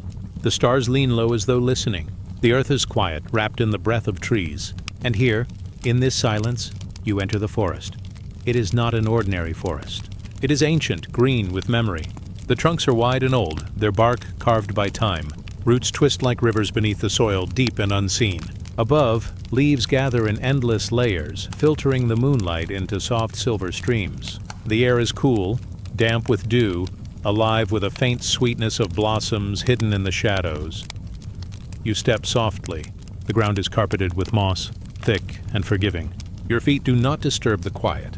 Only the slow rhythm of your breath joins the forest's song. Long ago, these forests were called temples. No stone walls were needed, for the trees themselves were pillars, rising higher than any shrine. The sky was the roof. The soil was the altar. And at the heart of these living temples dwelled the forest mothers. They were women who listened, women who tended the hidden shrines carved from roots and stone, shaded by branches older than kingdoms. They rose before the sun, barefoot, wrapped in cloth as soft as morning mist. They carried baskets of flowers, bowls of rice, and pitchers of clear water drawn from springs. With each step, they moved as if in prayer, their silence deeper than words. The forest mothers believed that trees held breath. Every leaf carried the memory of rain. Every trunk stored the patience of centuries. To bow before a tree was to bow before time itself. So they bowed. They pressed their palms against bark, whispering gratitude. They placed petals at the roots, letting blossoms fall like fragments of dawn. Sometimes they lit small lamps of oil. The flames were not loud, not bright, but gentle. They flickered like stars fallen to the ground, joining the forest's own light. Smoke curled upward, soft and white, drifting into the branches where birds slept. The air grew thick with the scent of sandalwood, carrying prayers upward into the night. They offered water most of all, for water was life, They poured it slowly at the base of each shrine, watching it soak into the earth, watching it vanish yet remain. The water would rise again through the roots, climb into the leaves, and return as dew at dawn. To give water was to join the endless circle. The forest mothers did not ask for wealth or power. They asked for harmony. Harmony between breath and wind, harmony between footsteps and soil, harmony between the human heart and the green heart of the world. There are stories of how the forest listened in return. When the mothers sang, even the smallest leaves trembled as if answering. When they prayed, birds circled above them, wings gliding without sound. When they wept, rain would often fall, sudden and soft, as though the sky itself shared their sorrow. One tale speaks of a young mother who wandered too far. She was lost, her basket empty, her path unseen. But as she leaned against a tree, trembling with fear, the trunk seemed to glow faintly. A breeze stirred, guiding her back, each leaf pointing the way home. She returned, her faith deeper than before. From then on, she said the forest was never silent, only speaking in ways the heart must learn to hear. Shrines lay hidden in clearings. Some were marked with smooth stones, stacked carefully by hand. Some were carved from fallen trunks, shaped into forms of goddesses with gentle eyes. Others were simple, only a bowl of rice beneath the branches. But all were alive with presence. At dawn, the mothers knelt before them, their hands folded like petals. The light slipped through the canopy, gold and tender, painting their faces with warmth. The air smelled of wet earth, of blossoms opening, of smoke fading into sky. It was a time when the forest itself seemed to breathe with them, slow and deep, full of peace. Their prayers were not for themselves alone. They prayed for children yet unborn, for rivers that carried fish to villages, for rice fields that needed rain, for strangers walking distant paths, for harmony between people and the more than human world. Every prayer was woven into offerings.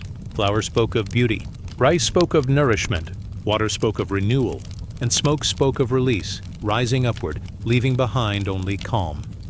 The forest mothers also listened to dreams. When villagers came, troubled by sorrow, the women did not give counsel in words. Instead, they led them into the woods. They walked slowly until the path grew quiet and the air grew cool. There the villager was asked to sit, to close the eyes, to breathe with the trees. Sometimes answers came in silence. Sometimes they came in the shape of bird calls, or the whisper of leaves, or the sudden fall of a flower from above.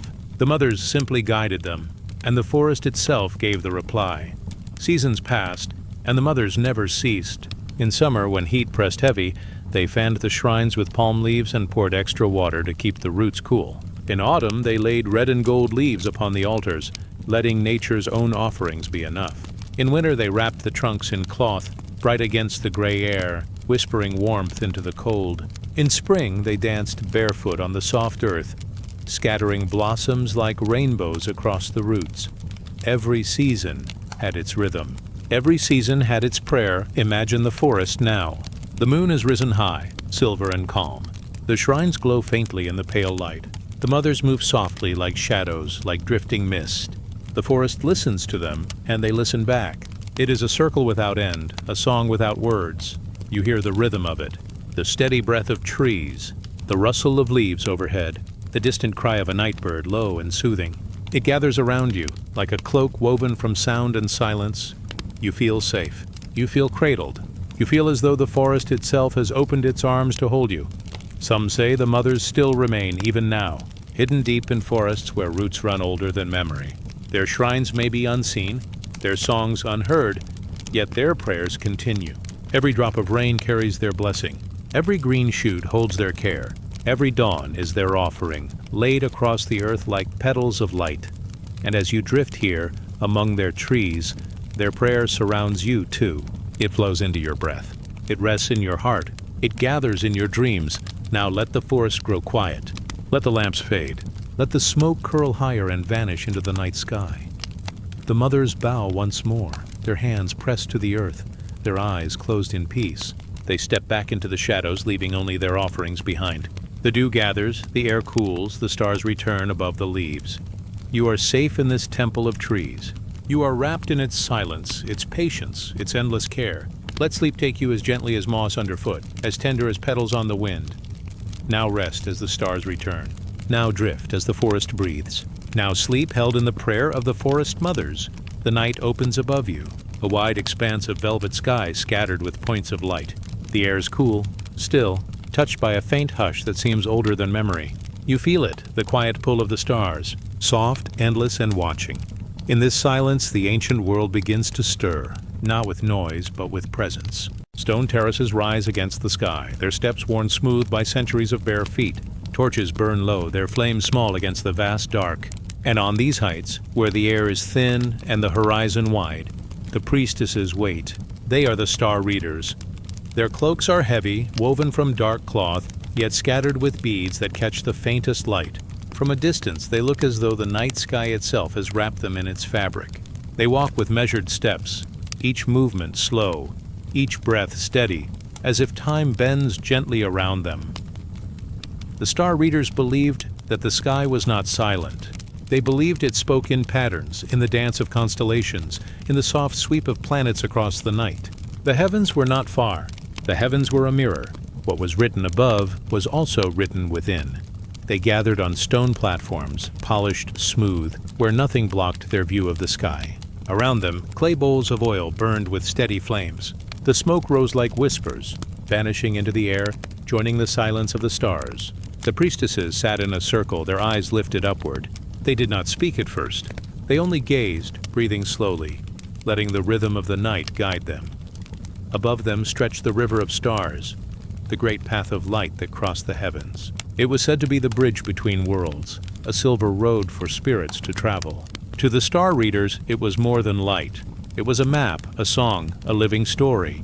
Some saw constellations as gods themselves, watching with quiet eyes. Others saw them as stories, heroes, lovers, wanderers, frozen in light. But to the star readers, each star was also a word.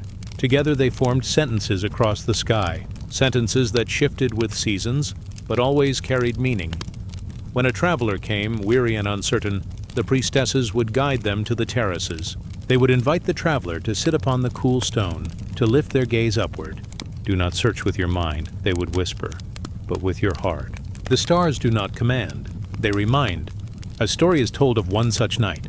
A young wanderer climbed the steps, carrying nothing but a staff of wood. His face was tired, his eyes clouded with doubt. He had walked far, yet did not know where to go. The priestesses led him to sit in the circle, beneath the dark dome of the heavens. The star readers lifted their arms, tracing shapes in the air. Their fingers pointed to a cluster of stars, bright, forming the outline of a bird. "The bird is flight," they said softly. "It reminds you that no path is bound forever. What seems like an ending may open into sky." The traveler wept quietly. He bowed his head, no longer lost but comforted. The stars had not given him orders. They had given him a reminder that the journey was still his, open and free. The priestesses did not speak in riddles to confuse. Their words were soft, shaped like water flowing into the listener's heart. They knew that the stars shone differently for each soul. One pattern might speak of home to one person and of freedom to another. So they listened as much as they spoke. They listened to the silence between words. They listened to the quiet stirrings of the traveler's heart, reflected in the night. Night after night, the priestesses returned. They traced the slow movements of planets, their journeys across the sky. They marked the times when certain constellations sank into the horizon, and when others rose in their place. The sky was their book, and it never closed. Its pages were endless. Its ink was light. Some nights the sky was clear, sharp and full. Other nights it was veiled with mist, soft and hidden. Yet even then, they said the stars remained, shining beyond the clouds. What is hidden is not gone. It is simply waiting. The star readers taught that each life was like a star, sometimes faint, sometimes bright, sometimes seen, sometimes hidden, but always shining, always part of the pattern. No star was alone. No life was meaningless. Even the smallest flicker of light became part of the whole sky. They believed that to gaze upward was not only to look out, but also to look in. The vastness above reminded each soul of its own vastness. The quiet distance between stars mirrored the quiet places within. In this way, every night became a prayer. Every gaze at the stars became a return to the self. On certain nights of the year, when the moon was thin and the sky deep, the priestesses gathered the people. They lit torches along the stone steps, leading hundreds upward into the night. There, beneath the open sky, they chanted in voices low and steady. The chants were not loud, but they carried like a hum, like the earth itself was singing through them. The people sat, listening, their eyes lifted, and as they gazed, the chant seemed to merge with the stars, until all was one rhythm, one breath. The elders said that in such moments, the boundary between heaven and earth grew soft. The stars seemed closer, the hearts of the people seemed wider, and peace, deep and wordless, descended over all. The star reader's wisdom traveled across lands. Sailors carried their teachings across seas, guided by constellations. Nomads carried them across deserts, following the same stars that rose above distant mountains. Everywhere, the night sky was the same. Everywhere the light was shared. It did not belong to one place or one people. It belonged to all who looked upward with wonder. Even now, the stars remain. They shine with the same patience, the same silence. They ask nothing. They demand nothing. They only shine. And in their shining, they remind us that guidance is always near. Not in commands or in loud voices, but in quiet presence, steady and sure. Look upward, and you may see them. Look inward, and you may hear them. The same constellations that spoke to priestesses long ago still speak tonight in the same soft light. The night grows deeper now. The torches burn low, their flames bending. The priestesses close their eyes, their breathing slow and calm. They fold their hands in prayer, though no words are spoken. Around them, the stars keep watch, endless and tender. You lie beneath them too, wrapped in their quiet glow. Your breath has slowed. Your body is heavy at rest. The stars shimmer softly, like eyes that never close, like a lullaby written in light. Let the night cradle you. Let the constellations drift in your dreams. Let the silence of the heavens surround you like a gentle cloak. Now rest as the stars return. Now drift as the sky unfolds. Now sleep, guided by the star reader's eternal light. The night is quiet. The air rests in a gentle hush. A soft breeze stirs the grass at the edge of an old path. Somewhere, a bell rings faintly in the distance. Its echo fades like a ripple on water. You find yourself standing before a threshold, not just of stone or wood, but of time itself, a passageway between the known and the unknown, between what has been and what waits ahead. Here the guardians keep watch. In many lands, across wide valleys and high mountains, thresholds were sacred. The space between one world and another was never crossed carelessly. Every doorway, every village gate, every temple arch was seen as alive. It was a skin between realms, a seam that joined two spaces into one, and at these places of crossing, women stood watch. Not with weapons, not with anger, but with blessing. They were the guardians of thresholds. Their voices were soft, their movements slow, their presence steady. They greeted each traveler, not with suspicion, but with care. For to pass a threshold was to pass into a story. The guardians often wore simple robes, woven of earth-colored cloth. They carried bowls of water, fragrant herbs, or small bundles of grain. In their eyes rested patience, as though they carried the stillness of many generations. Their task was not to block, but to bless, not to hinder, but to hold safe. When one left home, a guardian might touch the traveler's forehead with water, a drop cool as morning dew. When one returned, she might scatter petals at their feet, a quiet sign of welcome. Her prayers were not loud. They were whispers carried by the breeze, whispers that wrapped around the traveler like a cloak of comfort. It is told that at the gate of an ancient village, there stood a guardian named Eliora. She was old, her hair silver as moonlight, her voice deep as earth. For 60 years she had stood at the threshold, blessing all who came and went. When children left for the fields, she touched their small hands with fragrant smoke, so the sun would not harm them. When merchants departed, she tied red threads to their wrists, so trade would return with abundance. When the weary returned at dusk, she whispered their names softly, reminding them that the village had kept space for them. Elira was not seen as separate from the gate. She was the gate. Through her prayers, the passage was made safe. Through her presence, the world on either side was made whole. The guardians knew that thresholds were delicate places. They were moments of change, when a soul was most open, most vulnerable. Stepping out of a doorway meant stepping into uncertainty. Stepping back in meant carrying the weight of all that had been seen. The guardians stood in these fragile moments like lanterns burning at the edge of the dark. Some sprinkled salt upon the ground, believing it to hold away shadows. Some lit incense, letting the smoke rise like gentle hands, carrying prayers into the unseen. Some sang. Their songs were soft, more breath than sound, yet they lingered long after, woven into the air like invisible thread. Travelers often paused longer than needed, not wishing to rush past the guardians. Something in their presence slowed the heart, eased the breath. The threshold was no longer just stone, or wood, or an arch of woven reeds. It became a moment of stillness, a reminder that every step was sacred. The guardians taught that thresholds exist not only in places, but also in moments. The first light of dawn is a threshold.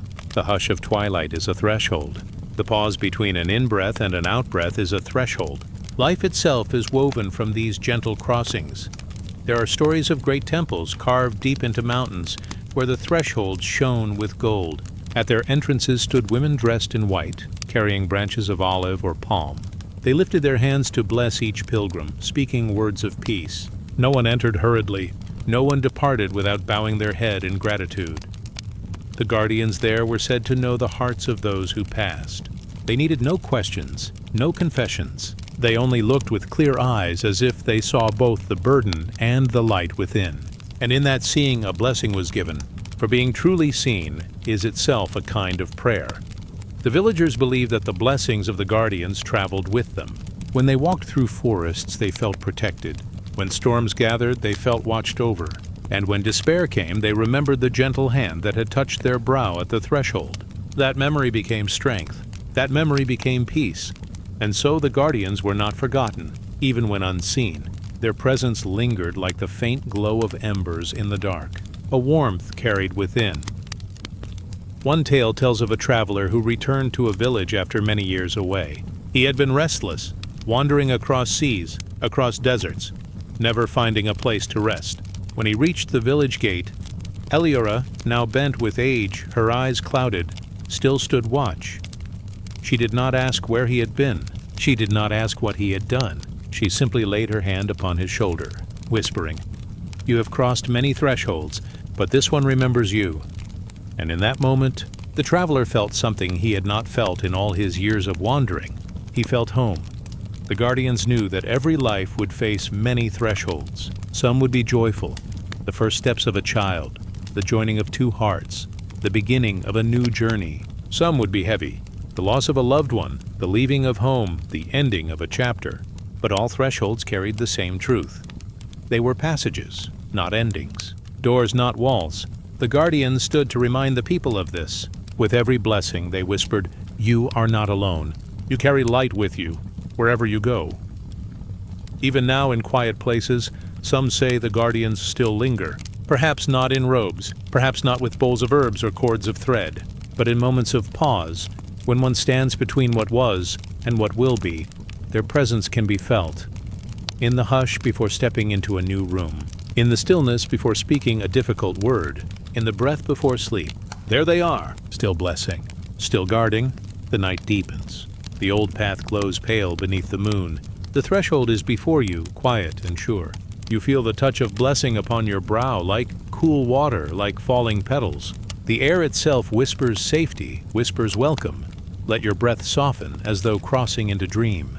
Let your heart rest as though wrapped in unseen hands. Every threshold you cross in sleep is watched over. Every passage is gentle. Every return is blessed. Now drift as the night holds you. Now rest as the guardians keep watch. Now sleep as the thresholds of the soul open into peace. The night is deep and the stars shimmer like silver dust. A low wind drifts across the earth carrying the faint scent of soil, of stone, of ancient fires long extinguished. The air feels alive, as though something hidden moves gently beneath the surface of the world. You stand at the edge of memory, where temples once rose, where women once walked barefoot, where serpents curled in sacred silence. This is the realm of the serpent priestesses. Keep your breath slow. Keep your heart soft. Let the story rise like mist around you. In many lands, far apart yet strangely bound, serpents were seen as holy, not creatures of fear but carriers of deep wisdom. Their coils were circles without end, like the turning of the moon, like the rhythm of birth and death. To watch a serpent shed its skin was to see a secret revealed, that endings were beginnings, and loss was also renewal. And so, in Crete, in Egypt, in India, and beyond, women held the serpent close. They did not strike it away. They lifted it gently, letting it coil around their arms, their waists, their altars. In their hands, the serpent was a sign of life unbroken. It was the breath of earth itself, winding, eternal.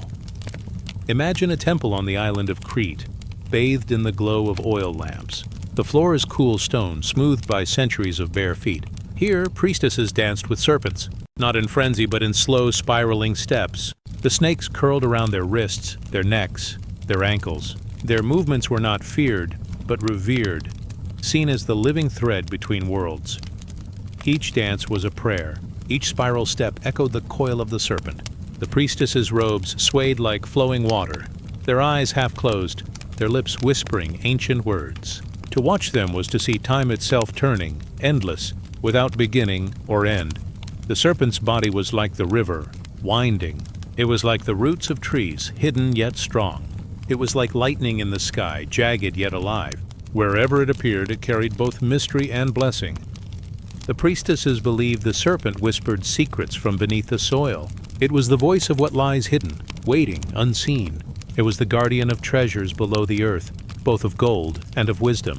When they touched the serpent, they touched the unseen depths of life. In India, the serpent was known as Naga, a being of great power. Some say the Nagas lived in rivers and lakes, protecting hidden realms of beauty. Their coils wrapped around mountains, their gaze held storms at bay. To honor them, women offered milk at shrines, pouring it gently into the earth.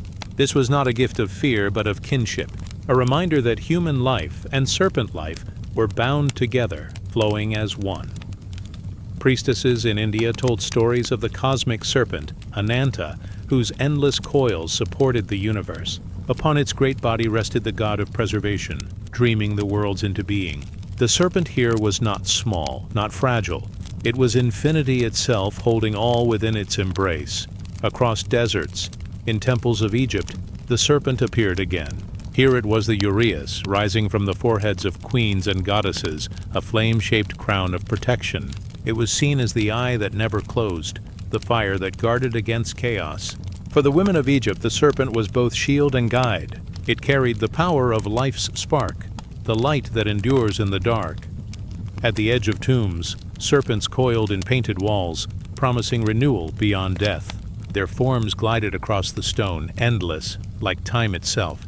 To the priestesses who kept vigil, the serpent was the path into the afterlife, winding but sure. The women who carried serpents in their rituals were not feared. They were sought. People came to them for healing, for prophecy, for comfort. They were seen as bridges between earth and sky, between death and birth, between silence and song. When crops failed, the people turned to them. When storms raged, the people sought their prayers. When new life stirred within the womb, families asked the serpent priestesses to bless both mother and child. For who knew the cycles of renewal better than the serpent? Who understood rebirth more deeply than the women who danced with it? The serpent priestesses taught that wisdom is not found only in the bright places. It is also found in the hidden, the dark, the underground. The serpent moves where the eye cannot follow. It listens where others will not look. And so too must the soul, if it wishes to grow. They spoke of the serpent within each person, a coiled energy resting at the base of the spine. When tended with care, it could rise like a flame, bringing clarity, awakening, peace. This was not a force of fear, but of flowering. It was the life force itself waiting to be known. Imagine again the temple in Crete. The night is warm, the air heavy with the scent of honey and oil. The priestesses stand in a circle, serpents coiled in their hands. They chant softly, voices weaving like threads of silk. The serpents are calm, their tongues flickering, their scales catching the light. In this circle, the people feel safe, as though the earth itself is breathing with them. One priestess raises her serpent high. It glides around her arm, its body shimmering like water. She lowers it gently to the altar, where bowls of milk and fruit wait. The offering is given, the bond renewed. The people bow their heads, their hearts quiet.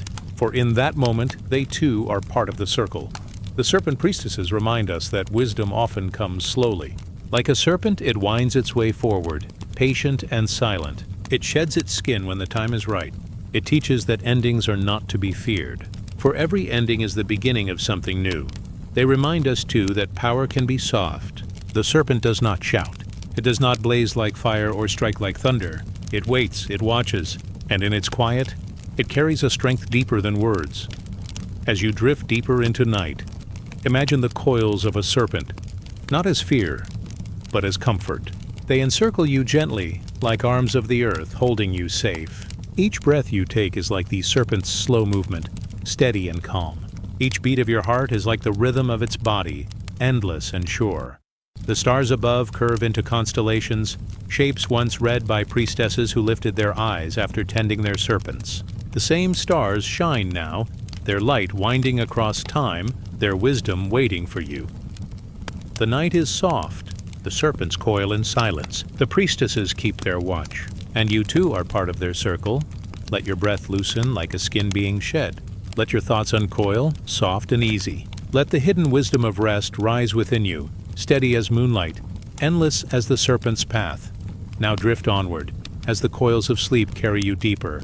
Now rest, as the serpent priestesses whisper blessings across the dark. Now dream, as life renews itself within you, quiet and whole. The night opens like a slow curtain. Soft winds move through unseen valleys. The stars hang above, ancient and patient. Beneath their silver light, a mountain rises. Its peaks are wrapped in quiet mist. Its caves breathe with shadows. And within those caves, once long ago, the voices of women lingered. They were called the silent singers. Their song was not carried by instruments. No drums, no strings, no horns of brass. Only the human breath, the trembling voice, the endless hum that curved into the air like smoke. When firelight dimmed and shadows grew tall, the sound of their chant remained. It pressed itself into the stone. It lived in the cool walls. It slept in the rocks as if the mountain itself was listening. You may imagine the cave now, a chamber carved by time, deep and wide. The air is damp, touched with earth. Drops of water fall in rhythm, as though counting each breath. Torches flicker softly, their flames bending like reeds in the wind. And at the heart of the cave, a circle of women sit cross-legged upon the floor. Their hands rest in their laps. Their eyes are closed. They are still as statues, but from their throats rises a low sound, a humming both tender and vast. The hum begins as one. It is faint, like the stirring of a bee's wing. It swells warm and smooth, filling the hollow air. Soon another joins, then another, and another still. The tones fold over one another, not sharp, not loud, but soft, endless, round. The cave holds the sound and multiplies it. It drifts back upon itself, layered and thick, like the weaving of cloth. The air itself becomes a song. The silent singers are priestesses of breath. Their faith is not written in books. It is not carved in stone tablets or told in endless scrolls. It is carved instead into the air. Their belief is that breath itself is prayer. That voice carries the soul forward, even when no words are spoken. To hum, to chant, to release sound without shape, is to return the soul to its source. A circle of sound, endless as the turning sky. In this cave, fire burns low. Shadows dance across the walls. The hum rises, dips, bends. It is not a melody with beginning or end. It is a tide. It is the slow pull of the sea washing against the shore. It is the beating of the earth's hidden heart. Those who listen sink into it. They forget their own breath until their chest, too, begins to follow the rhythm. The hum cradles them. It rocks them like children in the arms of silence. Legends say that these women held the power to heal with sound. Not through words, not through charms, but through the steady flow of tone. If a man came burdened with sorrow, they placed him in the dark of the cave. They sat around him. They sang with no words. And the sorrow softened. It loosened from his chest, the way a knot loosens in cloth. He rose lighter, as though the chant had carried his burden into the walls. The cave itself was said to eat pain, to drink grief, to hold them in its stone stomach. The singers only lent their voices to guide it. Others came for visions. When the hum was long, when the torches burned low, when night pressed itself against the mountain, dreams were said to open. In the quiet of the chant, one might see figures of light walking through the stone. One might see rivers flowing through the air, stars pouring down like rain, or ancestors standing with calm faces in the mist. The sound was a key, the cave was a doorway, and silence was the space beyond. Some say the singers themselves were chosen at birth. Their voices were gifts. When they cried as children, their wails were soft, low, humming rather than sharp. The elders knew then. The child would be trained. She would grow to sit in the cave, to close her eyes, to carry the sound of creation into the dark. Her life would be woven with chants. She would learn the breath of dawn, the hum of midday, the deep tone of night. Each hour had its song, each season its chant. each phase of the moon its note. The mountain was their temple, the cave was their altar, the voice was their offering, and silence was their god. You can almost hear it now, close to your ear, like the low turning of wind, a hum that begins inside the chest, a vibration that does not disturb but soothes. It does not press forward. It simply flows outward, then returns. It is circular. It is without edge. Like water moving around a stone in a river, the sound curls and smooths itself. It carries you without asking. It guides without demand. The silent singers were never seen outside their cave. Villagers spoke of them with quiet respect. They were not feared. They were not adored. They were simply honored, the way one honors a tree or a spring of water, always there, always giving, without need of name. Some said they had no faces, only voices. Others said they wore veils, so the sound alone could carry their spirit. But all agreed their chants were older than memory. The song was eternal. It was not invented. It was only remembered. And when the last torch was lowered into ash, when the women's bodies returned to dust, the mountain kept their song. Travelers who wander near its caves say they still hear it. At dusk, when shadows grow long, a soft vibration moves in the stone. It rises from the ground, almost too faint to notice. A hum, a tone, a breath still circling after centuries, as if the air itself refuses to forget. Imagine yourself at the cave's mouth. The stars glitter above, their light trembling gently on the stone. The mountain is quiet, yet you feel something alive within. Not footsteps, not voices, but the memory of song. You step inside, the darkness greets you. The walls are cool. You place your hand upon the stone and feel it. A faint pulse, not of earth, not of flesh, but of sound. A slow vibration, an endless breath. The silent singers are still there, not in body but in tone.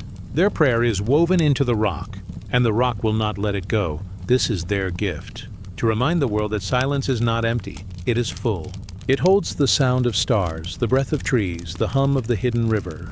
It is never broken, only shifting, only waiting. The singers knew this. They did not fear silence. They honored it. They fed it with their breath. They became part of it. Now, as the night folds deeper, imagine the hum carrying you.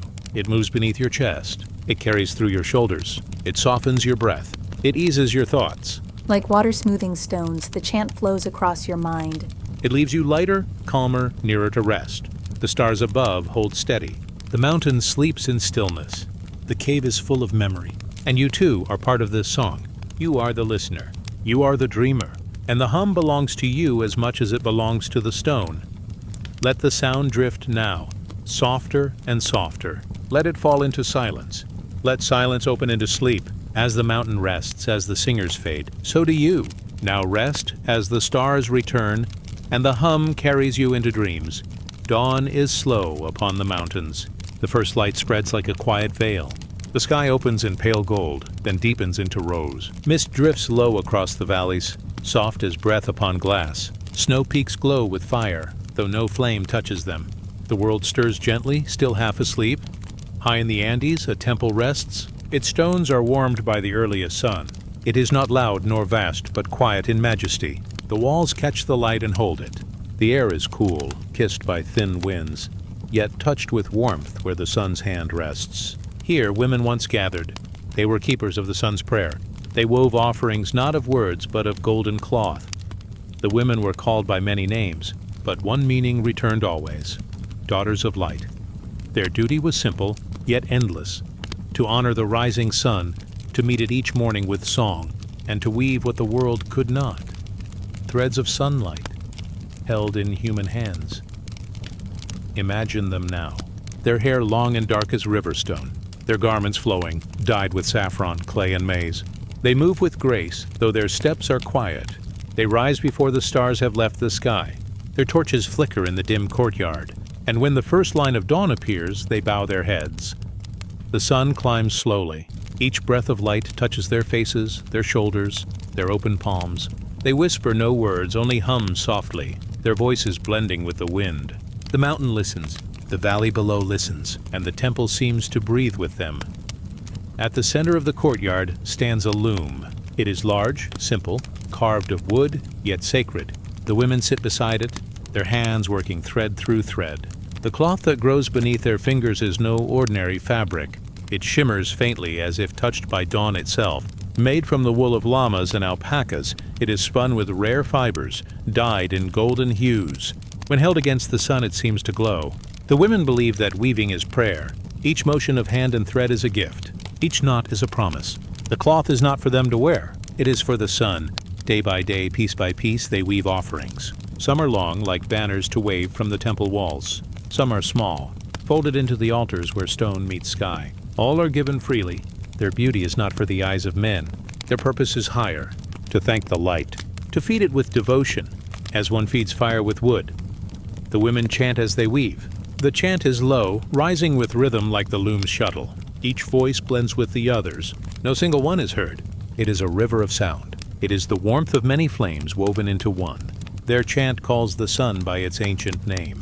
They speak to it as father, as mother, as giver, as endless flame. The mountain carries their voices upward. The sky opens wider, and the sun rises stronger, burning golden across the peaks. In this way, each morning becomes sacred. The sun is not simply seen, it is welcomed. It is honored as a guest, as a guide, as the heart of the world. Without it, nothing grows. Without it, nothing stirs. The women know this. Their cloth is not only thread and dye, but gratitude, woven strand by strand. Legends say that the sun itself watched them, that each thread shimmered because the light bent down to touch it, that when the cloth was lifted, the rays of dawn lingered inside, trapped yet alive. Some believed the fabric could heal. Others believed it could carry prayers upward faster than the wind. But the women never claimed power for themselves. They remained still, quiet, devoted. They were not masters of the sun. They were its servants. When festivals came, the temple filled with warmth.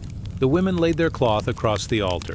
They hung banners from the walls, so golden light met golden thread. Drums beat softly in the distance. Flutes whispered through the air.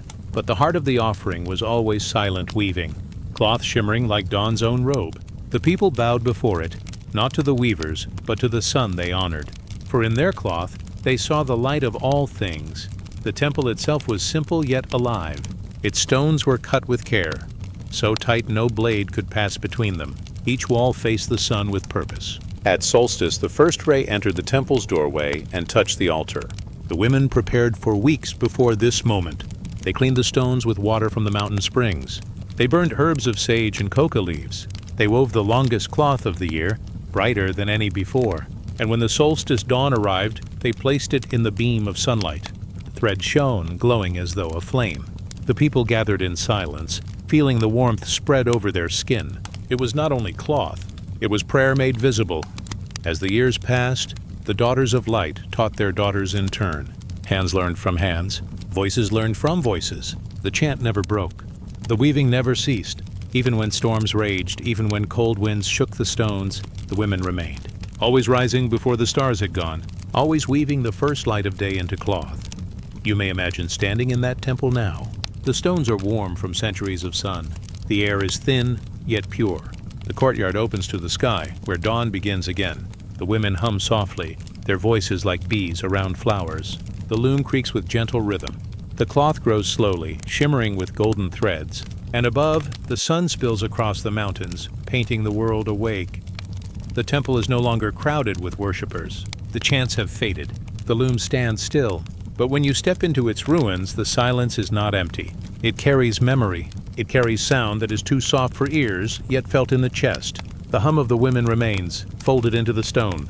The shimmer of cloth seems to dance in the light, though no hands now weave it. The sun remembers, and the mountain remembers. For the temple was not built only of stone. It was built of devotion. It was built of breath, of rhythm, of endless mornings met with gratitude. This temple cannot crumble. It lives in the light itself. As night deepens around you now, let the vision soften. See the golden cloth swaying in the morning air. See the women sitting in stillness, their eyes closed, their hands gentle upon the loom. Hear the low hum of their chant, warm and steady as the sun itself. Let it carry you, soft as dawn. Let it wrap around you like woven cloth, smooth and light. Each breath you take is a thread, each heartbeat a knot, and soon the fabric of your own rest is complete. The temple grows quiet. The sun folds itself beneath the horizon. The mountain exhales mist into the valleys, and you too are carried into sleep. Let us drift onward now. Let us rest as the stars return. The cloth of night has been woven. It is yours to wear in dreams. The night is wide and gentle. The horizon is a silver thread. Waves move slowly, folding and unfolding like a mother's breath. Moonlight scatters on their backs, like pearls spilled across velvet. The air is soft with salt, cool with mist, steady with rhythm. Here begins the story of the daughters of the sea. Along distant shores, women once gathered. They came not with nets nor with sails, but with songs. They did not hunt the ocean. They did not claim it. They honored it. They spoke to it in voices low and sweet, as if the tides themselves were listening. At dusk, they would walk to the water's edge, their feet pressed into the sand, leaving patterns that the waves erased with tenderness. They carried small offerings, shells, woven grasses, bits of bread baked from the grain of the earth. Each gift was placed upon the tide. Each was given without demand, for the ocean was not theirs to own. It was theirs to honor. The women sang. Their voices rose, not loudly, but like the hum of the wind through reeds. The notes drifted across the surface of the water, carried far, farther still, beyond what eyes could see. Those at sea heard them, fishermen rowing in darkness, sailors waiting for wind, wanderers lost to fog. They lifted their heads and heard the voices, and with those voices came guidance, a path toward shore, a thread of sound leading them home. The women were called by many names. In some lands, they were known as daughters of the tide, in others as priestesses of the foam, but always they were keepers of song. They were said to be born with the sea in their blood, their hearts beating in rhythm with waves. When they spoke, it was as if the water spoke with them. When they sang, even storms bent their heads to listen. Legends tell of a time when the sea raged. Clouds closed the sky, winds tore across the coast, waves struck the rocks with furious hands. The fishermen were trapped, their boats tossed like twigs. The daughters stood upon the cliffs. They lifted their arms to the sky and they sang. Not a song of fear, not a song of command, but a song of soothing, a lullaby to calm the sea. Slowly the winds bent lower. The waves softened. The clouds drifted apart. The men returned to shore, their faces wet not only from the spray, but from tears of gratitude. Such was the power of the daughters. Not power of force, but of harmony. Not control, but communion. The goddesses of the deep were said to know them. Some whispered of Yamaya, the mother who carries the ocean in her arms. Others spoke of Amphitrite, queen of the Mediterranean tides. Still others prayed to Manasa, serpent of waters in the rivers of India. The daughters sang in many tongues, but the meaning was one, to call blessings from the hidden world beneath the tides. It is told that in the quiet hours, when the moon was high, the daughters would sit in circles on the sand. They lit small fires of driftwood. Their hair blew across their faces like seaweed. And they sang. Their voices rose and fell like the waves behind them. Each note was a prayer, each silence a bow. They sang for safe journeys. They sang for calm seas. They sang for the whales, the dolphins, the unseen creatures who stirred in the depths. Their songs were not only for people, but for the sea itself. Travelers who passed by spoke of strange beauty. They said the sand shimmered near the daughters. They said the water glowed faintly when their songs touched it. Some even swore that the waves leaned closer, as though straining to hear. Fishermen, when they returned at dawn, brought their first catch not to market, but to the sea. They placed fish back upon the waves, a thank you for safe return. The daughters sang then too, their voices tender, their eyes shining with reflection of sky. In this way balance was kept. The sea gave, the people received, and the daughters held the bridge between. Generations passed.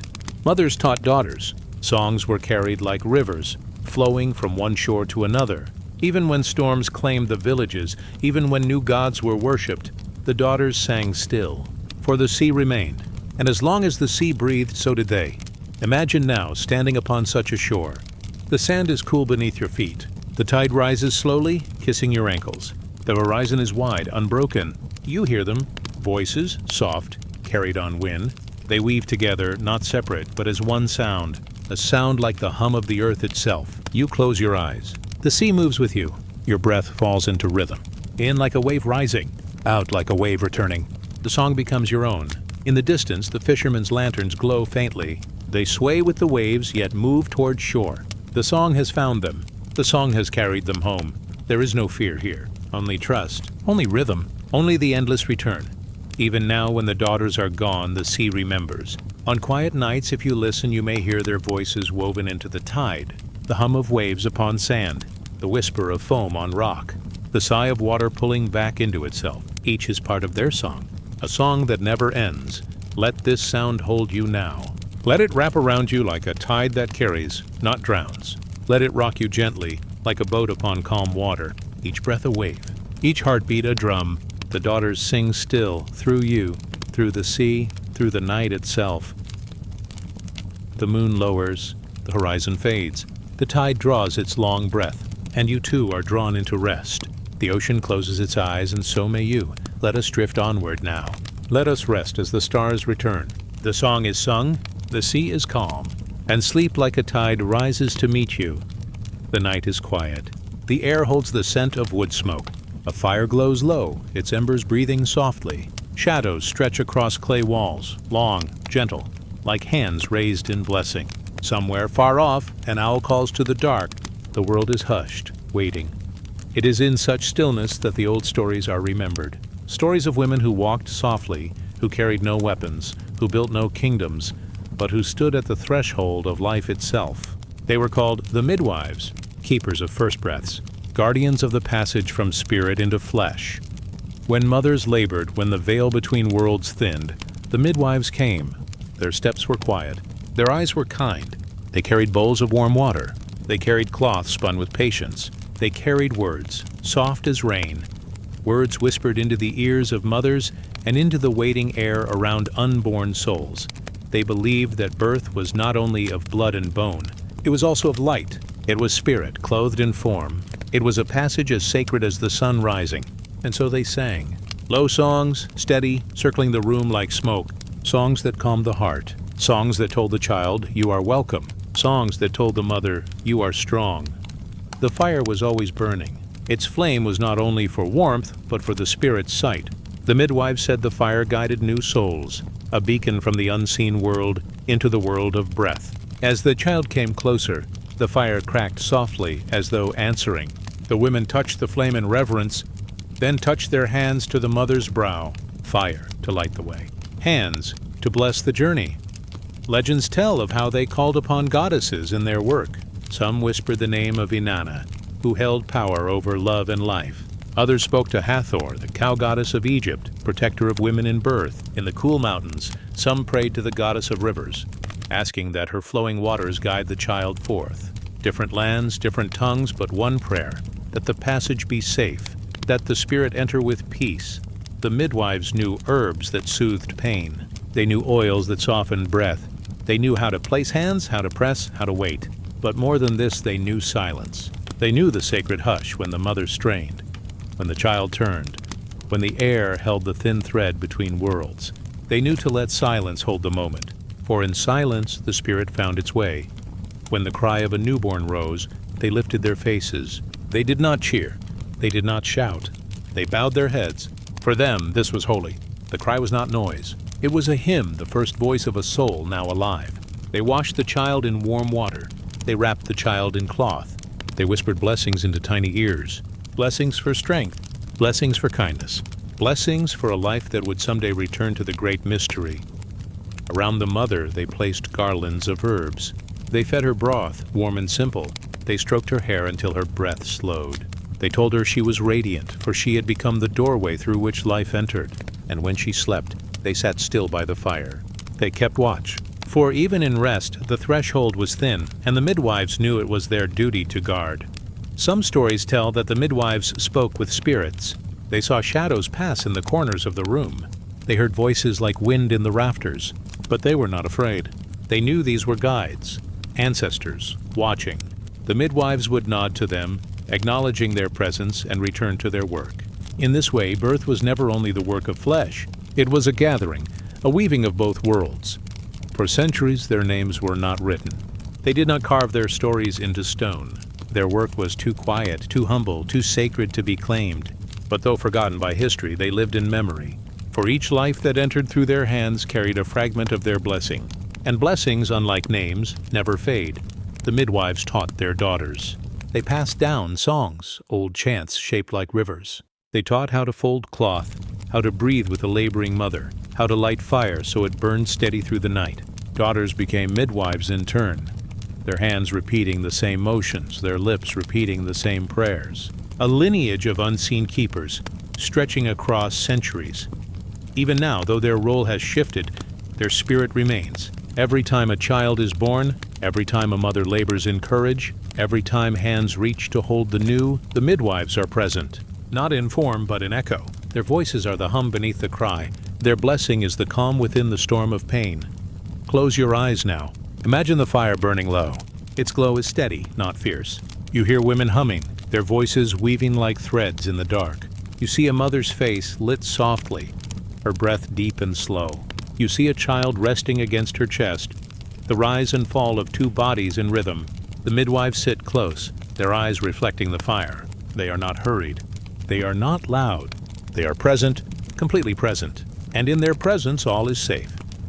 The story of the forgotten midwives is not one of loss. It is one of return.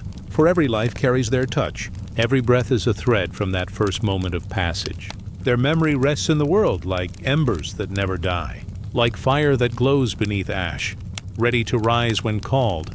Let that fire glow in you now. Let its warmth guide your rest. The midwives stand watch as they always have.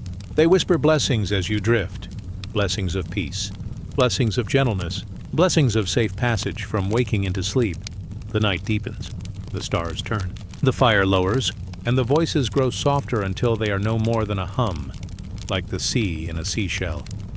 Now rest as the stars return. Now drift as the fire breathes low. The midwives keep watch, and you too are safe. Night descends like a gentle veil. The sky deepens into indigo and stars appear one by one, like lanterns hung by unseen hands. A hush spreads over the land. The rivers slow, the winds soften, the fire in the hearth glows low. In this silence another world stirs awake. It is the world of dreams, the place where souls wander when bodies rest.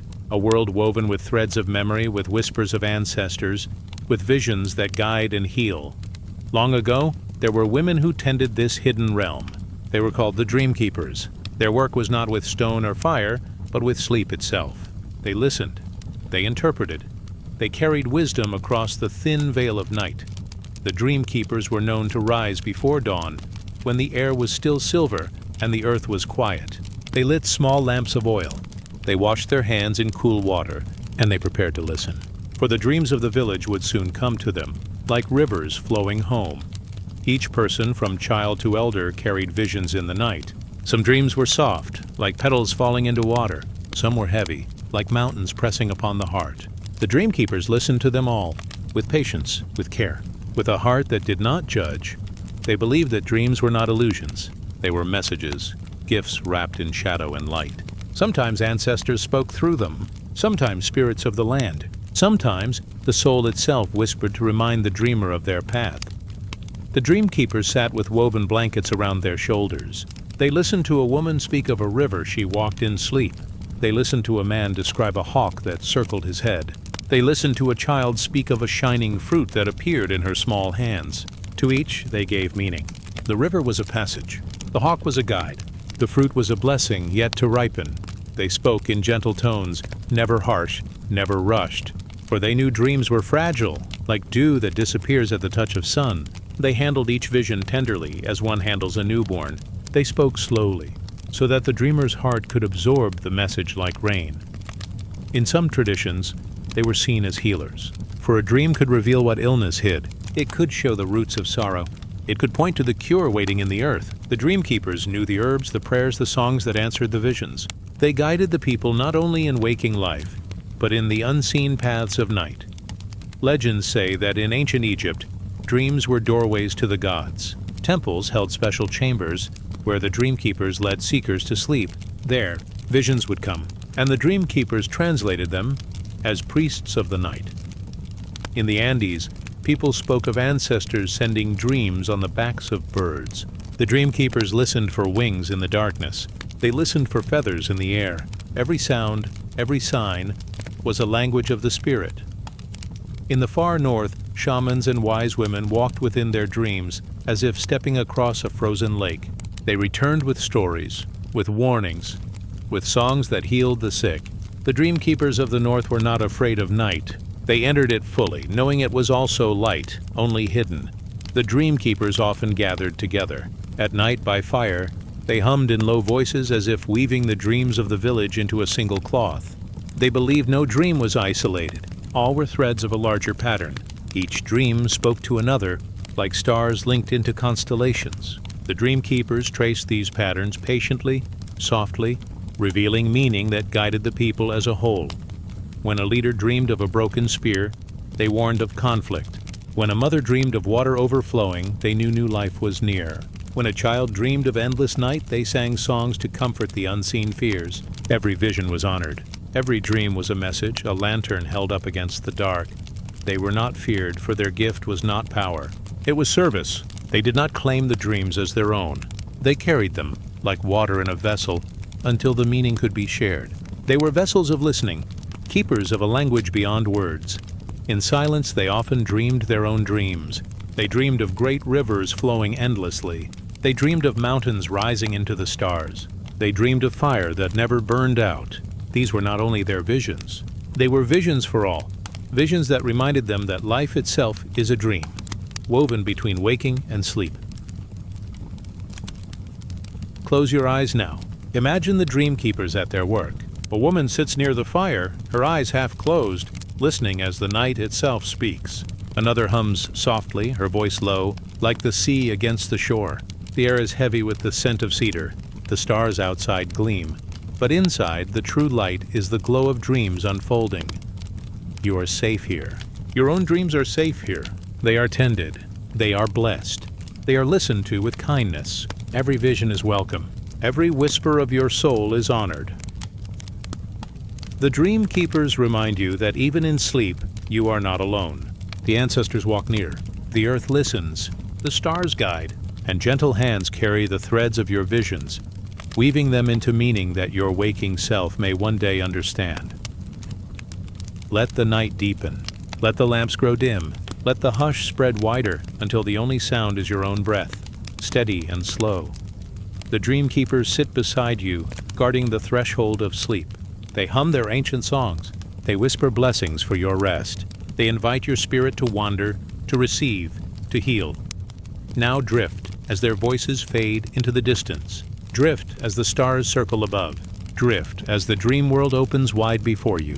The dream keepers are waiting, and you are safe to enter. Let us drift onward into the gentle silence of sleep. Now rest as the stars return. The night is wide and endless. A river of stars spills across the sky, glimmering like threads of silver. The moon is a quiet lantern, casting pale light upon ancient stones. All around silence settles, as if the earth itself holds its breath.